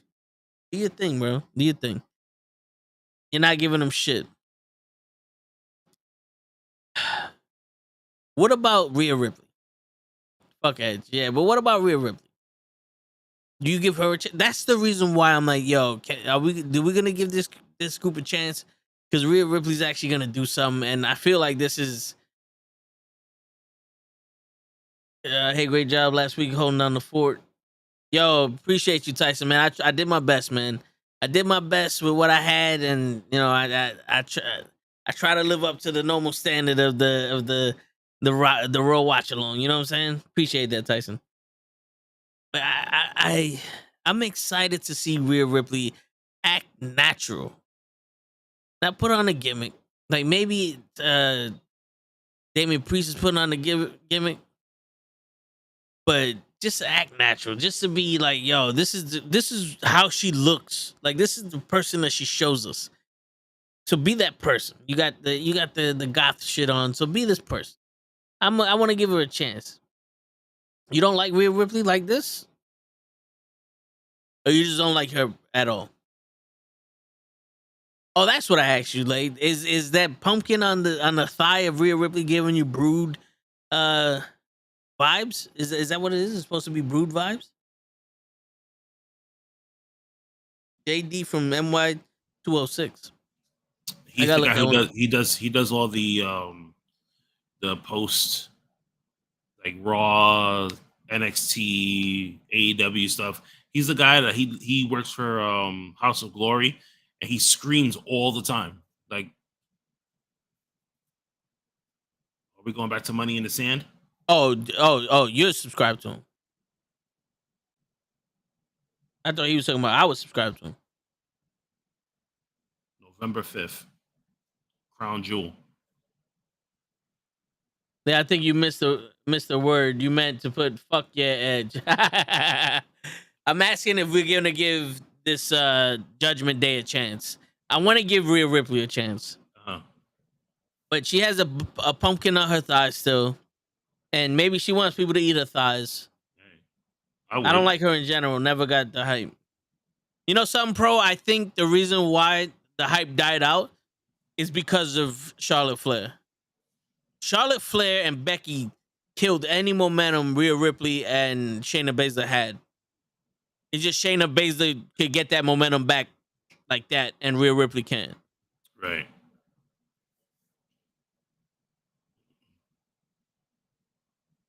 You know, the problem is, like, you can't give these girls 5 minutes to show a match when they're obviously a lot better than the women that we had in the Attitude Era that were just designed to look good. Mm-hmm.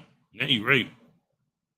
You know, you give these girls a proper 15 minutes to showcase what you got, and that would have people fucking behind them.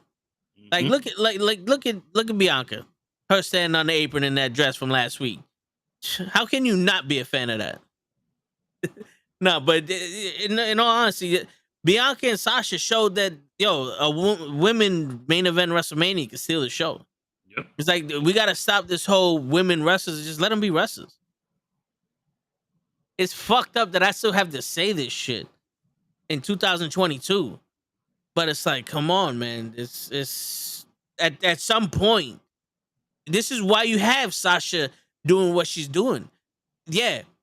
In all actuality, we sit here and watch Raw. You get paid like shut up and wrestle, but also every week these women are being disrespected. It's the same bullshit. Yeah, it's the same bullshit. We always say they only 5-minute match on Raw's Auska versus Becky, and then they're gonna try to make a triple threat match at Hell in a Cell.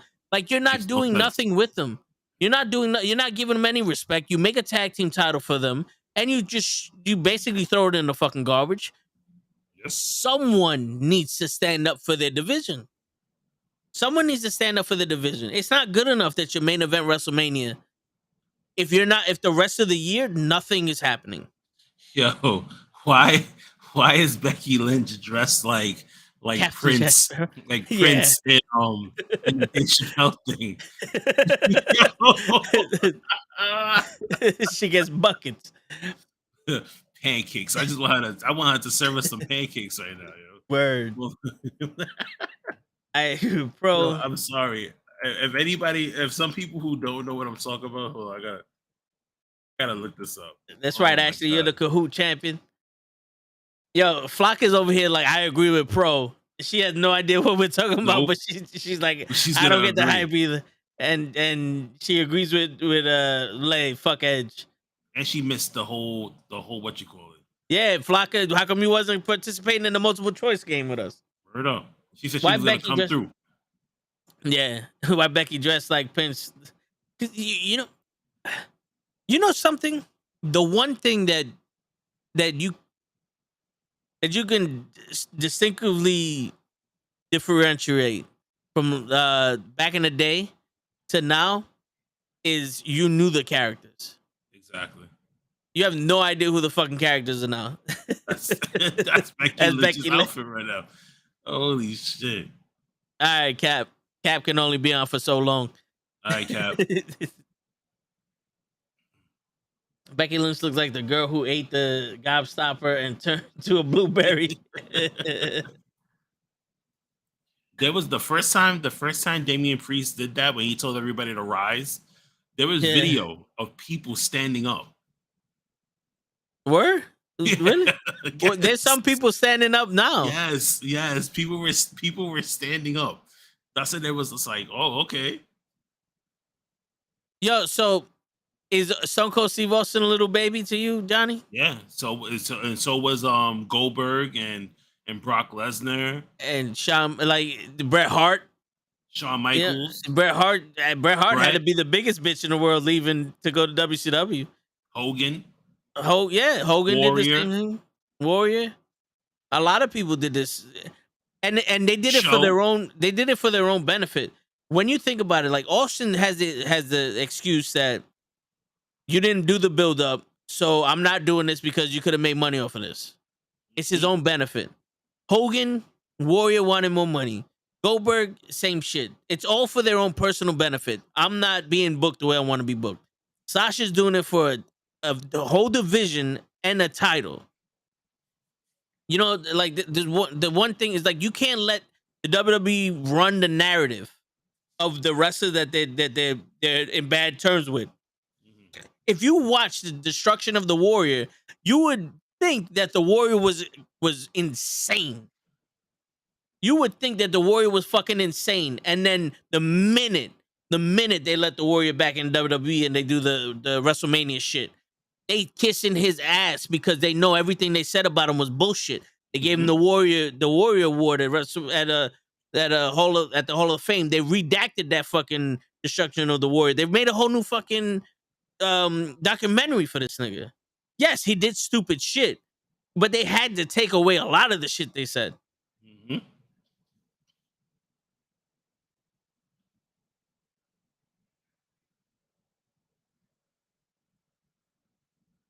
Sasha Banks and the tag team champions, the tag team belts don't have a great relationship. It's like That was the same thing they said with the Universal Championship. Remember?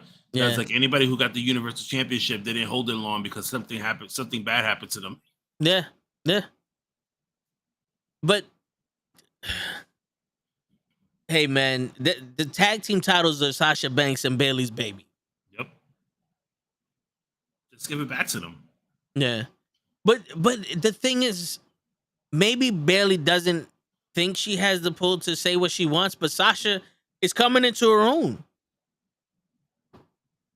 Like, yo, you really have to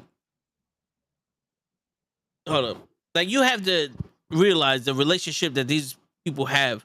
Like, not everyone can walk out and fucking do all this shit. But when you have the stature of a Sasha Banks in the WWE, you should be able to do, state your opinion. And I'm pretty sure Vince has always said, I'd rather you tell me to go fuck myself in my face and walk out than you do that shit like behind my back. I remember them saying that he'll respect the fact that you stood up for yourself and leave more than you just fucking like not even saying nothing. You know what I'm saying? No, you're right. Shayna and Nia had him. Nia got fired. The Iconics had him. They got fired. True. Yep.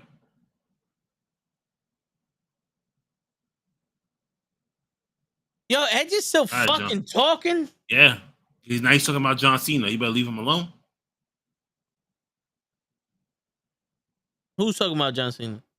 Edge. I'm not even listening to this motherfucker. He's talking about he was no John Cena. He went on his own to climb to the mountaintop.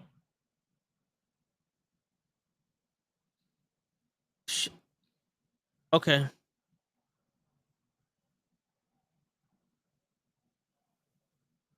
Hey, I like Cheetos.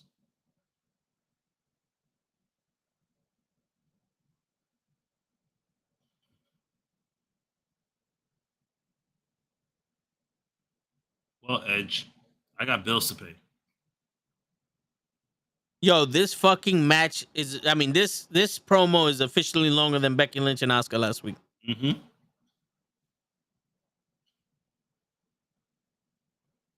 Yo, show when you get home, I need you to get naked for the group chat. He's doing it now. No, do it for Gigi.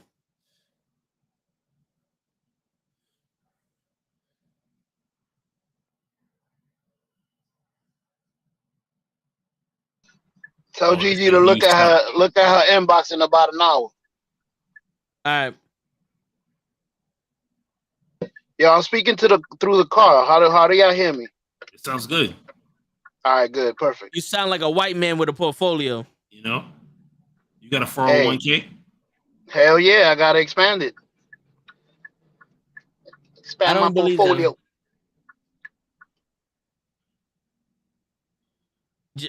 Toe is gonna turn deaf and blind for Edge versus John Cena match. Yeah, Tyson. I think that you suck chance of getting piped in because they don't look like they're chanting anything. Where are the Edge fans now? A bunch of jackasses. Yo, bro, they retired with him. They don't know he's here.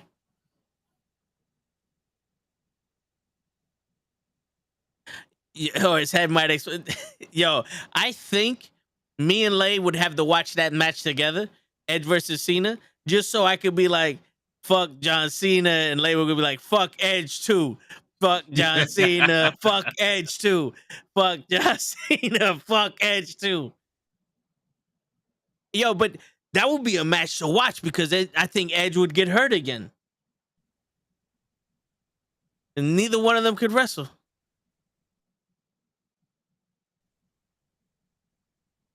Here goes your girl, Johnny. Oh, wait, Johnny went to recharge the phone.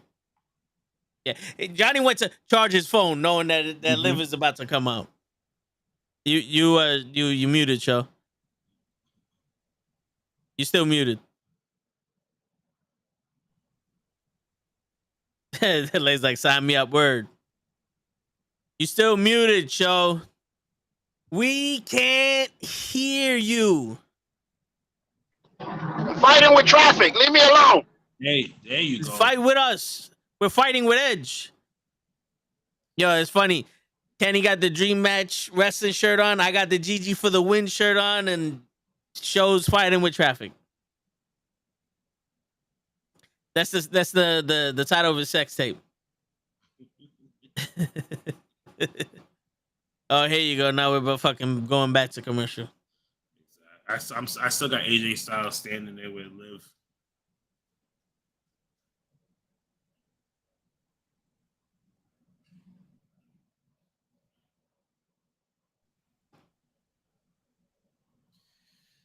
And Show is taking his shirt off later. Word. I love that. The Bloodline has all the damn gold, like the Intercontinental and the United States title ain't around. I've never understood how you have 180 people to get rid of with still a lot more people to feed 3 fucking shows on your roster, and no one can wear the Intercontinental title. Like you have too many people on your roster, but not enough people to put an Intercontinental storyline on. You know what's crazy? What I was looking at was like the pictures that have been going around with the kids crying, and everybody's like, "Yo, F them kids." Yeah. When did everybody turn their back on the bloodline? Wasn't everybody loving Roman Reigns and the Usos? Like, you would think that people will be cheering when they won the tag team titles. You got to remember, racism runs deep. They can like the Samoans, but you don't beat the white boys for the title. Yeah, remember, it's instilled in them. That's why it's like everyone loves Riddle. He has no talent. Everyone loves Edge. He can't wrestle anymore. Everyone loves John Cena. You can't see him. You know? It's like, fuck, bro. But how many fans of Bad News Brown were there back in the day? A lot. All of them were from Harlem. Yeah. Kofi Weedston's and all people was only fans of fucking Bad News Brown. Yo, Johnny's the only one that peeped that. When he said the eye on Liv Morgan's bra, I didn't even notice that. Now now he's gonna make me look at it. Yeah, bro, I seen the eye on Liv Morgan's bra, the cheek underneath Liv Morgan's shorts, all the knees underneath Liv Morgan's knee pads. I saw that. What is your favorite 80s song of all time? Shit. Oh my god, my favorite 80s song? Jesus. I gotta remember what song came out in the 80s. Like freestyle for me, but I don't know if my freestyle song was in the 80s or 90s.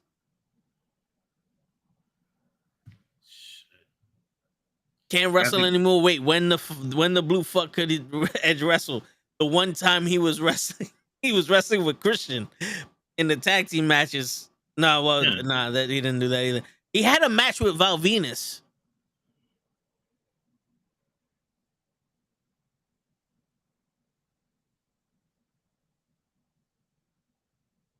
I said it like that so Kenny doesn't get distraught. Kenny don't be like, oh, my wrestlers could wrestle. My favorite wrestlers could wrestle. At least one of them can. Look at you saw his face like he was about to be like, yo, Brock Lesnar could wrestle. Yo, I'm not gonna bullshit you. Brock Lesnar is one of the best big guys that we've seen. When it comes to athleticism, the ability to sell, put on a match with anybody, you gotta give it to him. My man could put on a fucking match, bro. Now, except for with Roman Reigns. He had a couple matches that were good with Roman Reigns. Yeah. It's just after the 85th match, there's not much more you can do. You get comfortable, so you put on a bullshit match. Yeah. The only match he will never have a good match is if he wrestled Edge or Seth Rollins. You know what I want to ask? Off topic of wrestling, and it's good that the show is here. So, I seen a video of this UPS driver. Well, I think he was UPS or FedEx, one of the two, right? He was delivering a computer to somebody's house, and instead of him putting it on the porch, he threw it. Threw it over. He just threw it on the porch, and it broke. So, like, what happens in situations like that? It like depends. When they record it. Like, clearly, he has a video of the guy throwing his box on the porch and just walking away. It depends, because FedEx, some of the FedEx guys own their route, so you ain't gonna do shit. Uh-huh. If it's FedEx, if it's UPS, we getting fired. Or if they like you, you might survive. But if they don't like you and they looking for a reason, you're gonna get fired. Yeah. Oh, okay. Right. Somebody like me will probably survive it, because you know how I am. I'm a humble dude. I don't really fuck with people. So, they'll probably slap me on the wrist, suspend me for a little bit. Right. But other people could get fired for that. I just thought about that right now when I saw your picture, and I was just like, oh shit. I was like, let me ask this question real quick. Yo, you can't watch the fucking NBA game on Channel 7 on ABC.com. They got the news like a bunch of idiots. It's 29-11. Celtics are winning. Yo, I heard the Heat went 8 minutes without scoring, bro. Wow, that's crazy. In the beginning. Yeah. Let me tell you something. If that's the case and the Heat, beat Boston and go on to the finals, the Warriors are just gonna sweep them. Just like they did to Dallas. Just like Boston they is do a to good Dallas right team. now. But who you got to stop them threes? Bro, the defensive player of the year, Smart. It wasn't that defensive when they were getting ass kicked. Mm-hmm. That's because he missed the game. The next game they whooped their ass when he came back. All right, so Smart is gonna guard Curry and Klay Thompson. Nah, you got Jimmy. You got Tatum. Yeah, you got Tatum. Shit. Look who came over. Hey, what's up, Liz? Liz, And I'm trying to Chris. convince. Liz. I'm trying to convince Show to get naked for the chat for Gigi. And we got the Miami Marks built in a the new house. arena with all the bricks they had in the first quarter. Jesus, That's terrible. So yeah, they also got that other little guy, Brown, Jaylen Brown. They got Tatum. They got a couple of people, man. You just Hartford. They got a squad.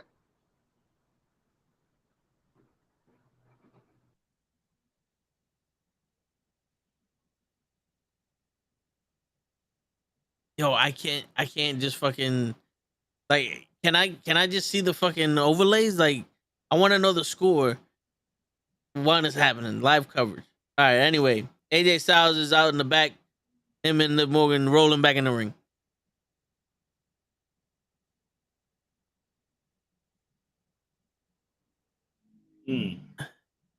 So don't do that. No. It's already done.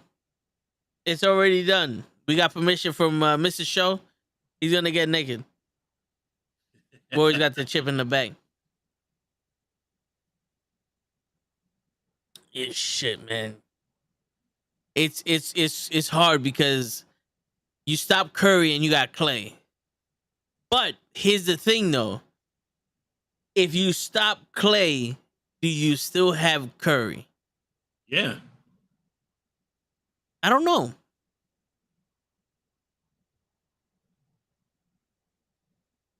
I don't know. Oh, did you catch the eye? No, I was looking up something, but I'm seeing the watch me. Yeah.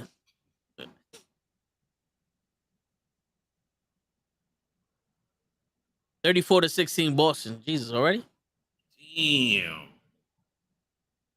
Oh, but you know what? I can't even say nothing because right? Because like we could say that and be like, "Yo, Boston is gonna win," and then all of a sudden the middle of the third quarter comes, fourth quarter they start to collapse, and all of a sudden Miami Heat wins at the end. Yeah, you play all four quarters.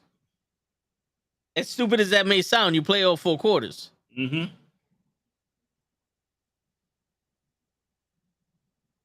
New version available update. Shut the fuck. You should have updated automatically, cocksucker. Like, in all honesty, I have automatic updates on. What are you doing? What are we doing?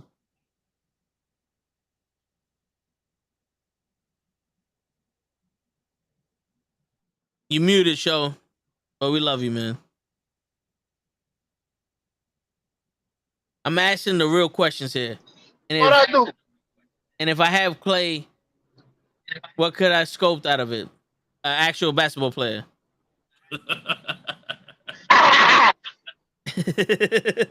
Got him. Got him. Wait. I'm here all week, baby. All right, I'm watching the game on my iPad. It's 18-36 now. Boston's winning. Hey, they can go on a 10-0 roll. Yeah, dude, it's only the second fucking. No, what is it? The second quarter? Yeah. It's only the second quarter. Wait, I can't believe it's the second quarter already. You only scored 18 points in the first quarter? Yeah, how's Raw, by the way? Sucks. Sorry. You see, Kenny comes back from fucking Las Vegas and fucks everything up. Raw was okay last week. Bro, we're getting the same shit. They just wanted to make It's sure all that Kenny's fault. I saw Yeah. the same. I did want to make sure that I didn't miss anything. Run They're like, wait a minute, Kenny wasn't here. Let's run it back. Word. it You know, back. you know what it is? They know that everybody is going to Vegas. Yo, Dave is stupid. He goes, I love curry. It's a good quick meal. But it's spicy though. It's a little too spicy. Well, the only person who's going to Vegas right now is Liz. So she made it known that we all suck because we're not going. Word. She said I'm boring. Liz Heel. She's living up to her name. Yeah, Liv has the back. Liz has to have on the back of her shorts. Watch me. Don't worry, I'm watching. Word. I mean, we all watching. I like curry chicken. You know, I think I only had curry chicken once. I'm not a spicy dude. I like my sweet shit. I like my sweet shit. Speaking of sweet shit, when the fuck are we all gonna get together and get some fucking wings? Yo, I've been Whenever waiting. you're ready. All right, you say that and you never show up. Yo, I told you, I get 2 passes a year. And I want to use one with y'all. I told y'all, let's go to that Father's Day event. I'm down. I'm ready. If y'all in Vegas, I gotta meet Kenny. I gotta chill with everybody, man. I haven't seen none of my peoples, man. I got new brothers that I haven't met. So turn the come fuck that around Saturday. and let's go now, right now. So then go that Hell Saturday. fucking no. Let's go fucking now. Fuck it. I had mashed potatoes for dinner. Let's go get some fucking wings. I didn't have anything. Yeah, I got home and it was that was in the refrigerator, so I just fucking If Who y'all made in Vegas, it, Daddy? nah, KFC made it. Oh wait, why would we be boring if we're in Vegas? But because we're Oh, watching. not in Vegas, I not was in about Vegas. to say, but because we're watching Raw. Shoot, we do this every Monday. Word. I'm not gonna lie, I'm not a Vegas type of person. Nah, you would like it. No, I the like hookers are just it. out there. It's just the only thing to do there is spend money. There's really nothing to do. Like, let's go see something. Everything involves money. You could watch. Doesn't Britney Spears still have that Vegas show? Or No. what about Tom Jones? Sex bomb, Money. sex bomb, oh my sex bomb. All that is money. That's what I'm saying. No. If you Yeah, come to New really. York, you go to 42nd Street for free. You could go to the Empire State Building. You could do this. Everything is free. You No, want to go to the Bellagio? You're gonna spend It's money. free. No, it's not. It's free. What are you talking about? Nah, but you're gonna want to gamble. You're gonna want to drink. Bro. Yeah, you Yeah, gamble you in New know, York too. No. You gamble As in New soon as York too with your life. Bro, as soon as you sit down and you put 1 quarter into the slot machine that's there, somebody comes to you and was like, hey, do you want a drink? And you tell them what you want. It's free. Because they know you're gonna lose all that money when you gamble. No. No, It's like, exactly. well, at least we'll give you a fucking drink. Exactly. Because I was at first. Kenny's Because at first, place. the first time that the girl came to us and was like, "Oh, do you guys want a drink?" Me and my wife was like, "Nah, we good." And then after a while, it was like, "Oh no, it's free." I was like, "Oh, okay, it's just fucking bring Word. me more. Bring Yo, me give more." me 6 of them shits. Yo, Dumb Marks goes, only 2 passes show. You got to renegotiate that CBA agreement. Yeah, you need to renegotiate that. One. Word. Yo, but even if we got to have all the significant others join too, let's fucking do something. Let's get some swings. That's right. Let's do it. Just sit at a table and just put our elbows on the table and eat with 2 fingers. Like businessmen. Like Like men. businessmen. Yeah, that's sexual assault. Hey, why are you touching this woman inappropriate? You grabbed the foot. Hey. Hey. Did he get permission to touch her leg? Nope. Not Hell with no. that pumpkin on it. Security.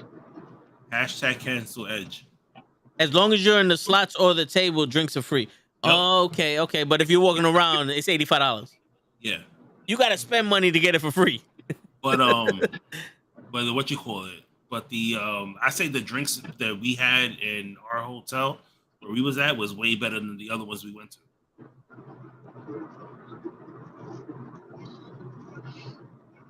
Yo, is there truly like a steak spot in Vegas that like has the best steaks in the world or some shit? Something like that. The one though we went to Gordon Ramsay Steakhouse. Yeah. In Vegas. It was over at the Paris Hotel. Yo. How much was that shit, if you don't mind me asking? Yo, yeah, you really want to know? Did they have the prices on the menu? Yes, they did. Oh, how much? Yeah, how much was that? It was a lot. Shit. Are we talking about three numbers for one? For one, yeah. Shit. Does it come with sides or you just get a steak? No, you just get the steak. Does Gordon Ramsay cook it for you in front, like a hibachi? Nah. So Fuck out okay. here. So I think the steak that my wife got was like around, I don't know, I think like $60, maybe 80. I don't know. I think she's on the phone right now. If not, I would have told her to come over here. Yeah. I know mine's was like 95. Jesus. Oh, right. Hey, how much was your steak? She's gonna look it up right now. Let's put it this way. By the end, when I got that bill, I looked at it and I was just like, huh. Like I already knew it was gonna be expensive, but really it was more like okay. Bucks? Yo, Yeah. it goes up. Yeah, it does get pricey because there was one steak that I was gonna get, and it was like $100 and something, and I was like, and I looked at, and for me, I said, let me look it up and see how big it is, and I was like, nah, I'm not gonna finish this, especially if we were gonna walk around. I didn't want to be like we went to Carmine's out there, and we couldn't even finish the food that we had. Come on, I gave it to a homeless guy. Come on, Lay. What's that? Wasabi? What you got? A wasabi? Come on, Kenny. There is no size steak you can't finish. Nah, trust me, bro. I looked at that steak and I was the one that I was originally was gonna get. Yeah. And I was just like, nah. How big was it? Everything, it was mine's the one that I got was. I'll send you. Matter of fact, I'm gonna send you a picture. All right. You don't know like the ounces or none? It was 18 ounces. What? That's big for you? The one that I got. That's big. Oh. Yo, I went to Texas Roadhouse once. Her steak was $89. Jesus Christ. And it came with nothing. Damn, did it come with the rest of the cow? No, but it came with nothing, no sides, no nothing. No, we had to buy the sides too. How much were the sides? Yo, tell me the sides were $1. So it was the salad that we had together was $20. Damn! They grew the lettuce right there. The truffle mac and cheese that we had was $60. Take this truffle out, it would have been $5. What? They could have used the cheese from the cow they killed. And the mushrooms. Fuck out of here. Oh, and the mushrooms that I ordered was $17. You got a 5-pound bag of mushrooms? Did you get high? Shit. The fuck? No, but are those the Mike Tyson mushrooms? But let me tell you something. It's worth the money though. Don't get me wrong. It is. It was expensive, but let me tell you something. When you bid into everything, bro, and you had the drinks and stuff for that, you be like, damn, yo, this shit was worth it. I get it. Yeah. But no disrespect to any female here. If that meal is not coming with head, it's not worth it. Well, we married. We ain't getting shit. I ain't married. Send that if you taking somebody for $100 steak, she better suck your dick all day for the whole week. I said, yeah, but it's worth the money. I was taken out to a steak place like that where they didn't have prices around the steak that we ordered. Oh, damn! Because it depends on the cut of the day, so they didn't have prices on it, and I didn't get to see the bill, but I could have swore he bought 2 steaks and like 4 sides for 4 of us. Yeah, I could have swore that was about a $350 bill.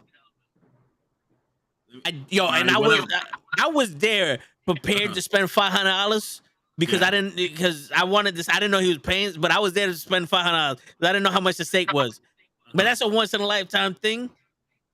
But nah, yo, dude, you're jipping me. $180 So you gotta splurge on yourself. No, $180 for a steak that comes with sides and all that. All right, cool. But if you're just gonna give me the $180 steak, that better be a 40-ounce steak. At least give me the fucking side for free. Because yo, bro, we went to Texas Roadhouse and I asked for the porterhouse, the ribeye steak, and the dude's like, "How big you want it?" I said, "What you mean how big I want it?" He's like, "Oh, we got the slab. You could just." I said, "Give me 32 ounces." I always wanted to eat a 32-ounce steak, and I ate that shit with the sides, and I was like, "Yo, I'm still hungry." Let me tell you something. What you got at Texas Roadhouse and what I had I can imagine this place completely different. And then the same thing that happened to you when you said you went to a place and they didn't have prices on it. They had prices on it. So when I worked for Benjamin Moore Paint, my boss took me out to dinner or whatever, right? Because he was gonna make me assistant manager. So he goes, "Yeah, we're gonna go out with the salespeople and all this other stuff." And I'm just like, and the other managers, and I'm just like, all right, but I'm just a regular guy that just works inside the store. Like, you know, why? And then that's when the sales guy was like, "Oh, he's promoting you to assistant manager, so that's why he's gonna take you out." So I was like, "Oh, okay." He says he does that to everybody. So I'm like, I'm like thinking to myself, like, damn, should I have money on me and stuff like that? Thanks, I listen. I wasn't making that much money back then, you know what I mean? So like, thank God my wife hooked me up. Was like, "Here, take some money," like, because we was dating at the time, you know what I mean? So I was just like, all right, cool. And then he was just like, "Oh, don't worry about it," because when I looked at the menu, there was no prices on it. It was just words, bro. I was like, "Yo, there's no prices on this thing." And then the guy was like, "Oh, don't worry about it. He's paying for everything." So it's the fuck you care. The word. 37 ounce, baby. Wasabi. Nah, yeah. Lay's like, I see you balling Liz. Yo, yeah, Liz be in Vegas every fucking month. Yo, eating steak. I'm telling you, that she be talking about she's there for work. Word. All right, bro. Word. All right, bro. But yeah, man. I mean, bro, have a good one. We ain't gotta be balling like that. I don't mind eating cheap food as long as it's good. But me either. I mean, we what you call it, like you know, Show said that, you know, it's expensive in Vegas, but actually not. Like me and my wife, we didn't spend a lot of money while we was out there. I heard, because my aunt used to live in Vegas. I never went to visit her or anything, but I heard that from her, like, you have the Gordon Ramsays and the Wolfgang Pucks and all those fancy spots on the strip. But then, like, outside the strip, you have places that are just, like, even better food for, like, the natives. Yep. But they're fucking, like, a quarter of the price. Yes, it's true. So, it's like that everywhere, is that where you went? Yeah. So we would go to certain places. Like, we obviously went to little chain stuff or whatever to, like, but we went to this one spot when we first got there. I think it was called Dog House or something like that. And we had this burger that was so good. We was just like, "Oh my God, like, this is," and everything came out cheap. Like, when we looked at the price, I was like, "Oh, this is like if we was home." Okay. You know, yo, be honest with me, and because like my perception of Vegas is literally just fucking drinking, gambling, and women. Were there like prostitutes all over the place? Like, "Hey, honey." Yeah. Because we walked the whole entire strip from like the beginning all the way to the end until like there was nothing else to see. 50 to 26 Boston. Jesus. Yeah. Shit, so what is it? The further down the strip you went, the less teeth they had? All right, so so when we originally planned the trip, you know, she was like, "Oh, I want to go do something different for my birthday." We was like, "All right, cool, we go to Vegas or whatever." She picked where to go. So the original hotel that I saw, that I was just like, "Oh, okay, this looks good."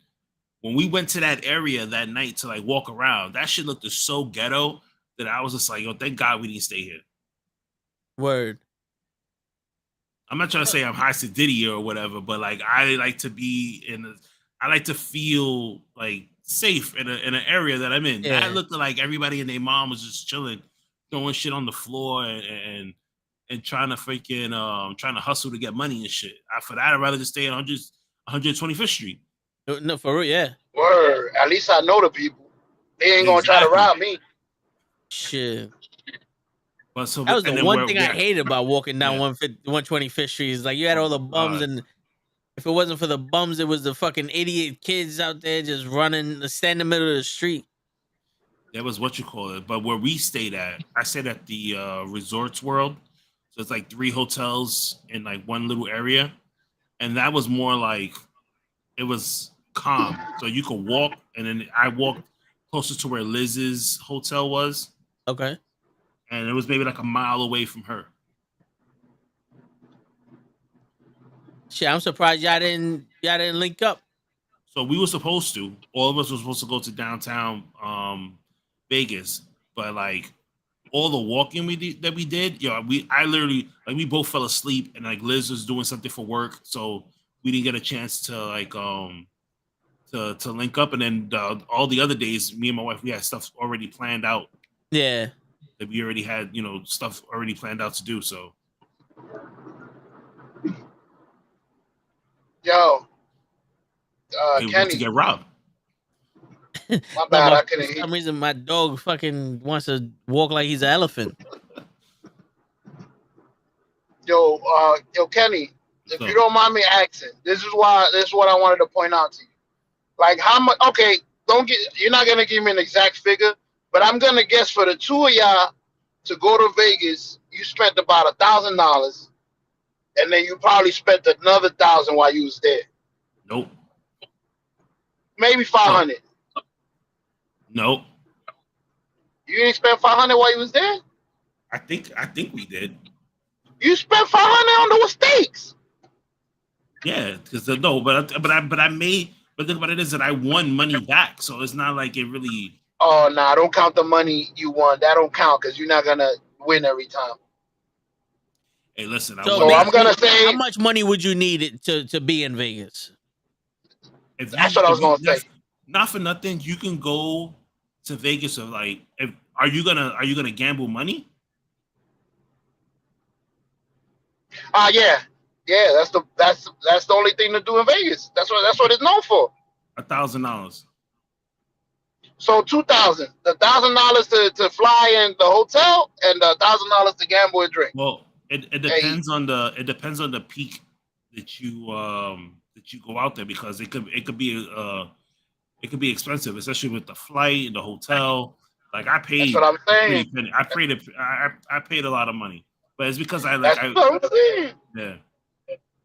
Now, Kenny, I'll tell you, I went to Cancun, Mexico.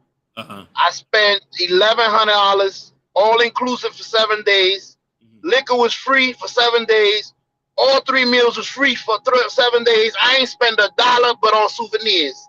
I spent $1,200, $100 on souvenirs. That's not bad. That's how I like to go. I think that's what we're gonna do next. Yeah, bro, don't spend a dime while you're there. Everything is included. I think that's what we're gonna do next, but not this year, because we have like so much shit that we have to do. But probably next year, like our anniversary or something, we'll probably end up doing that. That's dope. You'll spend less money. You'll see.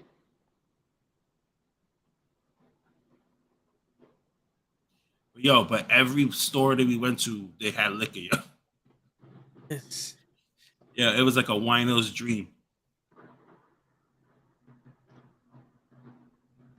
The wife is going in July to see Usher. $750 flight and hotel, and the tickets for the show were $150. That's not bad. In Las Vegas? Yeah. Nice. Yeah. But this is what I'm saying. Once you get there, the hotel and all that is not in. I don't know. I don't like going places. I'm cheap. I don't like places. It's not all inclusive. I'm good. I've been to Jamaica, Mexico. I want to go to Aruba. Anywhere with all inclusive. It was like, how much? I'm not going. Like me, I want to go. Like I like to go places for like a reason. Like if it's an all inclusive resort, is there the beach and all other shit. But if I go to Vegas, it's like I'm going to Vegas for like a fucking show or to meet people, right. or like fucking the Bunny Watch Ranch. A boxing match. Yeah, yeah. No, well, no. In all honesty, here we go. Here's Liz again. Yeah, in all honesty, if I wanted to watch a boxing match, I would do it at MSG. Oh, okay. You see, hometown. What's This up? We should weekend- get together and do that next UFC. I hope she's buying me a souvenir. Word. This weekend, all my events are bought. I'm doing this show up to pay for drinks, which are hella cheap at the event. Have any souvenir? Oh, yo, I want a souvenir. The Liz shit. Yo, you know what? It's crazy. I actually have a souvenir for you. Oh, okay. Is it one of these girls' kicks? The kick demon? Nope. I'll show it to you. I have it here.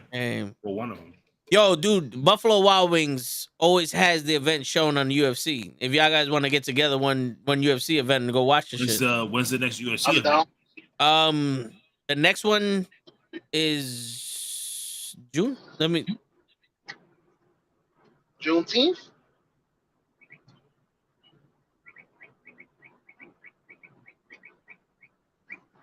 Well, they have a fight night that's coming up next Saturday, but the next pay-per-view. I'll go to the fight night. It's cheaper. It's still a fight. Yeah, but the shit is at 4:00 in the afternoon. On a Saturday? That's fine. Yeah. If it's on a Saturday, it's better. You got the whole day to chill. So you got Glover Teixeira versus some other dude for the light heavyweight championship. The light heavyweight championship. You know I don't know name? who's Valentina Shevchenko versus Talia Santos. That's the champion. You don't know who Valentina Shevchenko? Who the fuck told When said is that we this? don't know who that is? I don't know. Oh, okay. I thought you said who the fuck is Valentina Shevchenko. I was gonna say what? Isn't that who beat Nunez? Wait, hold on. No. This is the first time. This She's is the not the first one time who that I beat can Nunez. say me and Show are reversing the roles because I have absolutely no idea who that is. I am just showing up to this event and just to drink and eat wings, and I watch somebody whip the and get somebody watch somebody get their head kicked. Yeah. That's it. And Wally Zhang Wally versus Joanna Jędrzejczyk. Yo, Kenny, you remember champions. when the two women fought and that girl had that ball on her face and she looked like Frankenstein and shit? Yes. That's Joanna Jędrzejczyk. Oh, The girl she fought then is the same girl she's fighting now. That's a rematch. The girl she's fighting is the former champion, the Chinese Chung Li looking bitch. Yeah, but then you have a bunch of fighters that I don't know, so I'm not gonna say their names. Okay, but so that's when? The June 11th. And that's at what, 4? No, that's at 10. This is the pay-per-view. The one at night? June 4th. Yeah, the one on June 4th is at 4 p.m. Oh, is that a Saturday? Yeah, that's a Saturday. The fourth one. I'll take the 4. Yeah, the fourth one is doable. We married. We'll be home by 10. Yo, dude, I got a wedding the next day, early in the morning. You know what we could do? We could just fucking watch the shit on because it's on ESPN Plus. I got ESPN Plus. We could probably watch the shit together on this shit. Nah, bro. This is why we just want to. We trying to get together. You talking about the one on the 11th? No, the 4th. Nah, for that we trying to get together on the 4th. All right, so the one on the 11th, if you want to do that shit too. Yeah, the one on the 11th we do online. Now, yo, the July 2nd one. That's Adesanya versus Cannonier. That one is a one to fight because Alexander Volkanovski, the featherweight champion, is having his rubber match with Max Holloway. Well, I'm not even gonna be here, so. And Misha Tate is fighting Lauren Murphy. Sean O'Malley, you probably know him. He's a Tekashi 6ix9ine dude is fighting. Robbie Lawler's fighting. Uriah Hall is fighting. Jessica Eye is fighting. Yeah, they always stack the card on the July show. Yeah. July's my son's birthday. We normally go away for the weekend for his birthday. When is his birthday? July 1st. Oh, this is July 2nd. You'll be back. Yeah, he's a Friday. He's gonna be gone the whole weekend. Come on, man. Y'all got a lot more birthdays y'all can celebrate. Word. His birthday's every year.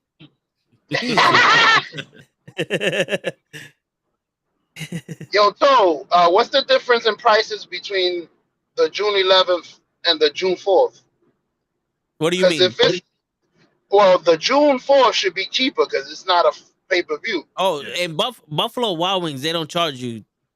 Nah, you just order. No, I thought we was going to MSG. No. None of them are in MSG, bro. The June 4th is in the Apex in Vegas. We would have to go chill with Liz to go watch that shit. And I thought you was looking up New York fights. You know what's crazy? Oh, no. The June 4th is in the Apex Center in Vegas. The July 2nd one is in the T-Mobile Arena in Vegas. Let me see the one. Oh, Lay's birthday is July 3rd. And the July 11th one is in Singapore. 57-33 at the half. Yeah. Wow. But they still catching up though. Don't sleep on that. Nah, they going backwards, bro. They were down by 16, 18. Yo, July 30th is the UFC 277. That's Juliana Pena and Amanda Nunes 24 rematch. in the first half. Tyson's back in the building. Yo, Raw sucked because Veer just had his interview with Jerry King Lawler and they beat him up, but it's like I'm just literally like, yo, nothing is happening on Raw that I give a shit about. Tyson's back in the building. Mike Tyson's here? Yep. I'll be in PR for that. My bad. It's July 3rd. Shit. Oh, Liz? Lay. Oh, okay. I was gonna say Liz got money. I'm telling you. Yo, you can't get your nails done like that without having. Yo, speaking about nails, Liz, take those damn heels out the bag. Don't take that shit to Vegas. No. Them shits is illegal. That's right, Tyson. We them ones. Yo, you ever saw the video of why he explains that? No.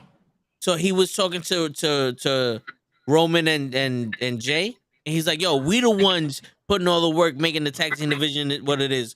We the ones making the Universal title relevant. We the ones putting in all this work. We the ones with the family members. We the ones doing this. We the one." And he's like, "Yo, that's it. We the ones. That's where it came from."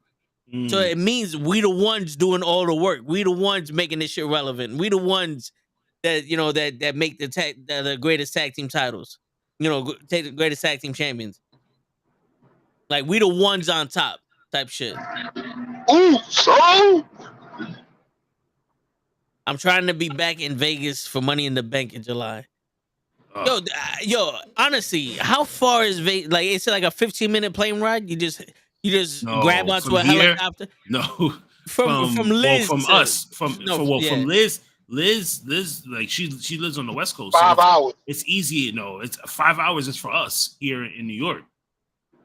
No. If you driving 5 hours, yo, Nikki Ash is wrestling Alexa Bliss right now. Mm-hmm. Is that a good thing? Because they don't have nothing. They don't have nothing else. They don't have nothing else for her right now. Yeah. All right, but yeah, so it's got to be 15 minutes from Liz to fucking her. You just fucking hang on the side of a helicopter doing the news, and boom, you're in Vegas. 1 hour flight, 3 to 4 hour drive. Jesus Christ! I told you. Y'all don't believe me. I drove to Vegas from San Diego. How the fuck is it longer to get to Puerto Rico? I mean, to get to Vegas for you than us to get to Puerto Rico. She has a 1 hour flight. I wish that shit was 1 hour, bro. Yeah. Did I tell you what happened to us when we came back that Monday? Nah. Yo, we landed. Oh, you didn't get home until 3 o'clock in the morning, right? We landed at 11:44.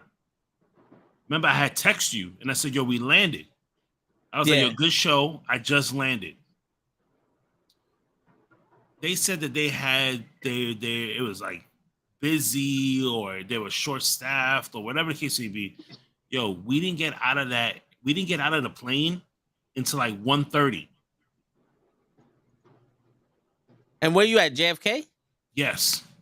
Yo, so you know what happens with that? Because I used to work in JFK. Uh-huh. When there isn't enough staff or a gate open, what they'll do is they'll try to divert the plane to another gate and get people from another place to fucking go. So I was in AIG, so we was in Terminal 6 and Terminal 1. I worked in Terminal 1. So they would grab anyone they could from Terminal 1 to go to Terminal 6 to try to bring in a plane that was supposed to come from fucking China, but the shit was backed up because of whatever the case may be. They couldn't get the plane out of the terminal.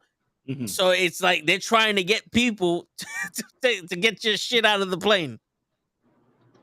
Yeah, So that's how crazy. that Like, Delta guy got punched. yeah, yo, Yeah.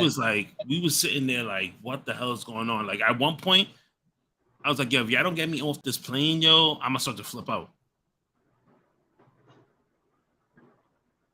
Yeah, actually, if we saw you on Up, Up, Down, Down, You better give us a shout out. yeah, you better give us a shout out. And you better beat Xavier Woods' ass in any video game you play. Oh, by the way, Ashley graduated high school yesterday, show. Congratulations! Wee, wee, wee, wee. Oh, baby. Congratulations from the Knucklehead. Congratulations from the call-up. Everybody in the building. We love you, Ashley. Keep on the good work. Oh yeah. Word.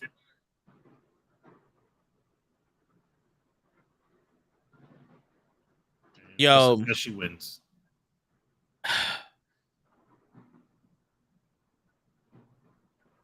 You know something? I think the WWE needs to pull a WCW move. I think the first hour of Raw, or like the 8:45 to 9:45 hours of Raw, should be women. Because you know how WCW always had their section with the cruiserweights. Mhm. And then they had their regular shit. I think they should have an hour for women. Give them that time to let their shit go and have it like a separate show from the men's, almost. Why not make a little NXT looking shit for the women? They tried that, I don't but know then if that'll Ronda work. Rousey had to go get a kid Okay. with the Evolution shit. Remember, the only person that can get shit done in the women's division is Ronda Rousey. The one that can wrestle. Gotcha. Yes. Hey, it was that way with what's his name? With Goldberg. He couldn't wrestle. You gotta make your money where it's at. If that's who y'all like, fuck it. We're gonna pump him out there. But Goldberg, with the exception of kicking Bret Hart in the head, like he was a bruiser. He was a train. He came in the station and he ran shit over. If they made Goldberg try to be Mr. Perfect, it wouldn't have worked. You know what I'm saying? Goldberg did what he needed to do. Ronda's not doing jack shit. They don't have enough women. Word. They don't have enough women on the roster for that. I think they do. I just don't think they have enough balls to show that many women on the roster. And you would take away all these 3-on-3 shits. They have enough 3-on-3 bullshits. Like, yo, 1 hour, you fit in 3 matches with the storylines, you have enough. You have enough for with one. You have to factor in the commercials. They're gonna be mad commercials. Then you have to factor in there's got to be 1 or 2 promos with Becky Lynch and your main characters on the shit. You have 3 matches in that 1 hour. That's a 1996 Monday Night Raw. Oh man, you know what I'm saying? So I think you can have that for Monday Night Raw. For Monday Night Raw, I think you can have enough women in there, especially when you give them all enough time to wrestle. I think it'll work. Kenny's number 1 in the women's division. Oh shit! For real? He's getting more airtime than them, you know. Who, Kenny?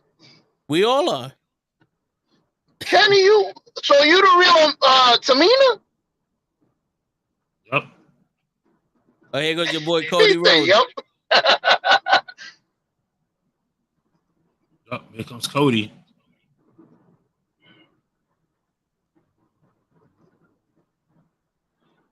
All right, so here's the thing. The question that my brother asked us a while ago, and I'm going to ask it again. At what point do we forgive Cody for doing what he did? I don't know. We need the full story, bro. When he becomes the WWE champion? When he turns back into Stardust? When he leaves? We forgive him when he leaves? Wait a minute. This is the I thing, don't though. think Like, do we forgive him when he leaves and comes back to AEW? Like, do we are never people forgive really him? mad at him? Yep. I know, Yeah. yeah. People were burning his wrestling figures when he I'm not- showed up. When he showed up to what you call it? When the WrestleMania? realization was that this was not a work and this was for real, and he showed up at WrestleMania. The very next day, on that Sunday, I was watching videos of people burning his action figures. I'm not burning no damn action figure, bro. No. That's just costs way too much money. Yeah, I just wouldn't buy it. What did I'll he do sell that it he or needs to whatever. be forgiven? He didn't do That's anything. what I was saying. What did he do? He's like LeBron, man. I'm signing with another team. Yo, bro, that would be the perfect analogy. If Cody didn't make AEW. That's like if LeBron made the Cavs and He petitioned did and, make the. He did no, make the Cavs. no. Okay, now, See, there's now a that difference. you- No, you wait. put it like There's that, a difference. There's a difference. There's a difference, show. If he would have actually went to Cleveland, went to the mayor, got the money together, and built a stadium and made a expansion team called the Cavs, the Cleveland Cavaliers, owned it, and then after the first 2 seasons said, you know what, this shit ain't working. I'm gonna just fuck that. They're not letting me pick the players I want. I'm gonna sell my stake in the company and I'm gonna go play for the Lakers. He went from owning the Cavs to playing for the Lakers. Then you can compare him to LeBron. I mean, you can technically still compare him to LeBron in a way. If you let Yeah. do you want me how I would compare it? Yeah. Yeah, go So ahead. LeBron goes to the Cavs. He gets drafted to the Cavs. He makes his whole big speech to the city of Cleveland, how he's going to bring home a championship. He's glad that he's playing for his hometown, that he's not, he's going to bring the city together and everything, right? He doesn't win a championship. He's getting frustrated, and he goes to Miami. He makes everybody wait this whole entire time, just like Cody did, where Cody leaves. No one knows where he's going. You had to wait all this time. Everybody had their speculations of where he was going to go. And then all of a sudden, LeBron goes and says, hey, I'm taking my talents to South Beach. Right? Same thing Cody did. Hey, I'm taking my talents back to WWE. He shows up at WrestleMania, and he puts on a great match. And then he goes. I wouldn't go as far as say a great match. He puts on a good match. He puts on a match. He puts on a good match. Match Let me of the finish. night. Let me finish. Okay. Match of the like what? now, let me finish. So now All he right, goes go on ahead. he goes on these publicity tours, just like when LeBron and Wade and Bosh came together and they said, hey, LeBron, how many championships you guys gonna win? And he goes, not 1, not 2, not 3, 4, 5, 6, 7, and he got the crowd hype. He got the crowd hype. It's gonna be a time where Cody's gonna leave, and that's exactly what's gonna happen with the same way LeBron left that Miami and went back to the Cavs and won a champ. That's exactly the same thing that Cody's gonna do. He's gonna leave WWE. He's gonna go back to AEW. Tony Khan is gonna open him with open arms. They're gonna hug it out. He's gonna cry, and then coked up Tony Khan is gonna be on TV talking about, he's back, he's back, he's back, he's back, and then it's gonna be all good again. That's exactly what's gonna happen. All right, but here's what really happened. Cody Rhodes said, I'm tired of this Stardust shit. And said, I'm going to go on the independent circuit and make a name for myself because I know I'm that good. Yep. He went in the independent circuit and he proved that people can make a living running the independent circuit in the WWE, in wrestling. Then he went to New Japan. He met the Young Bucks over there and he proved that he could wrestle out in New Japan. He was a big deal, international star. While doing that, he talked to the Young Bucks and said, yo, people don't need the WWE to make money. So they said, well, fuck it. Why don't we do our own thing? So the Young Bucks and Cody Rhodes started petitioning people with money to start their dream of AEW, All Elite Wrestling. And Tony Khan said, well, I got money and I love wrestling, so fuck it, I'm with y'all. They made All Elite Wrestling. They promised this was going to be the alternative to the WWE. This was going to be real wrestling. This is gonna be the wrestling you grew up on that you're dying to get, that you're not getting in the WWE. That all the talent that have been held back in the WWE, you're gonna see them full-fledged here. You're gonna get the real Cody Rhodes. You're gonna get real wrestling. We got the best of the best. We signed Jericho. First year happens, they shit on WWE as hard as they can. They make one of the best wrestling organizations in that first year, better than WWE. They like to the point where WWE actually mentioned the motherfuckers. And then what happens? I need to be the guy. And he beats a go-go. He's in every single major storyline.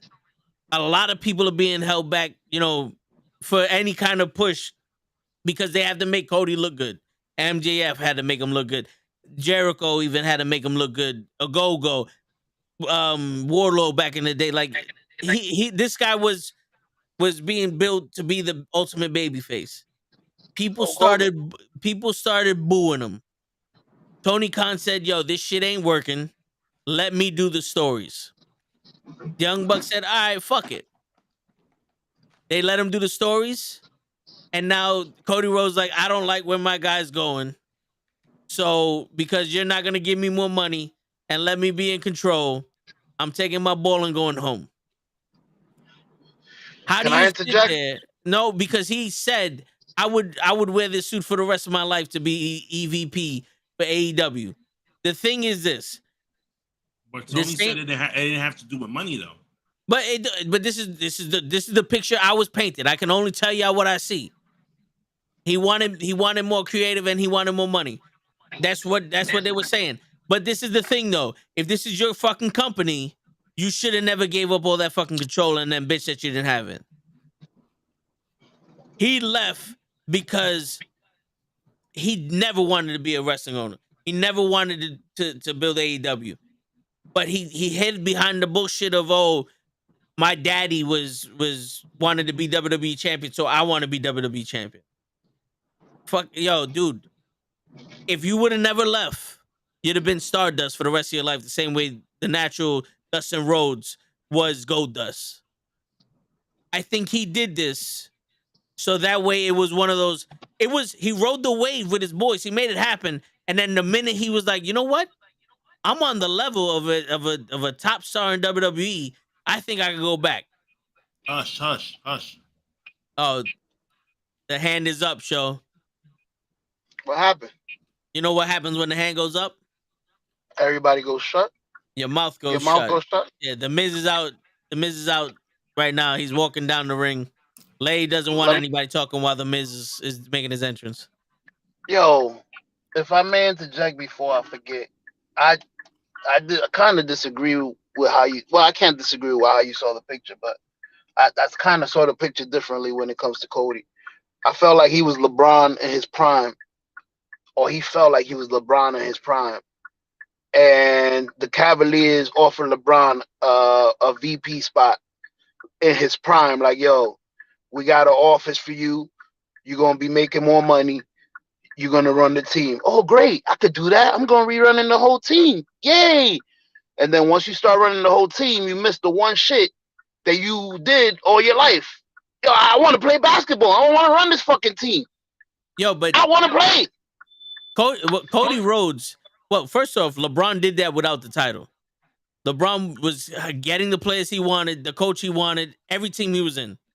He did it on the Heat, he did it on the Cavs, he did it on the Lakers.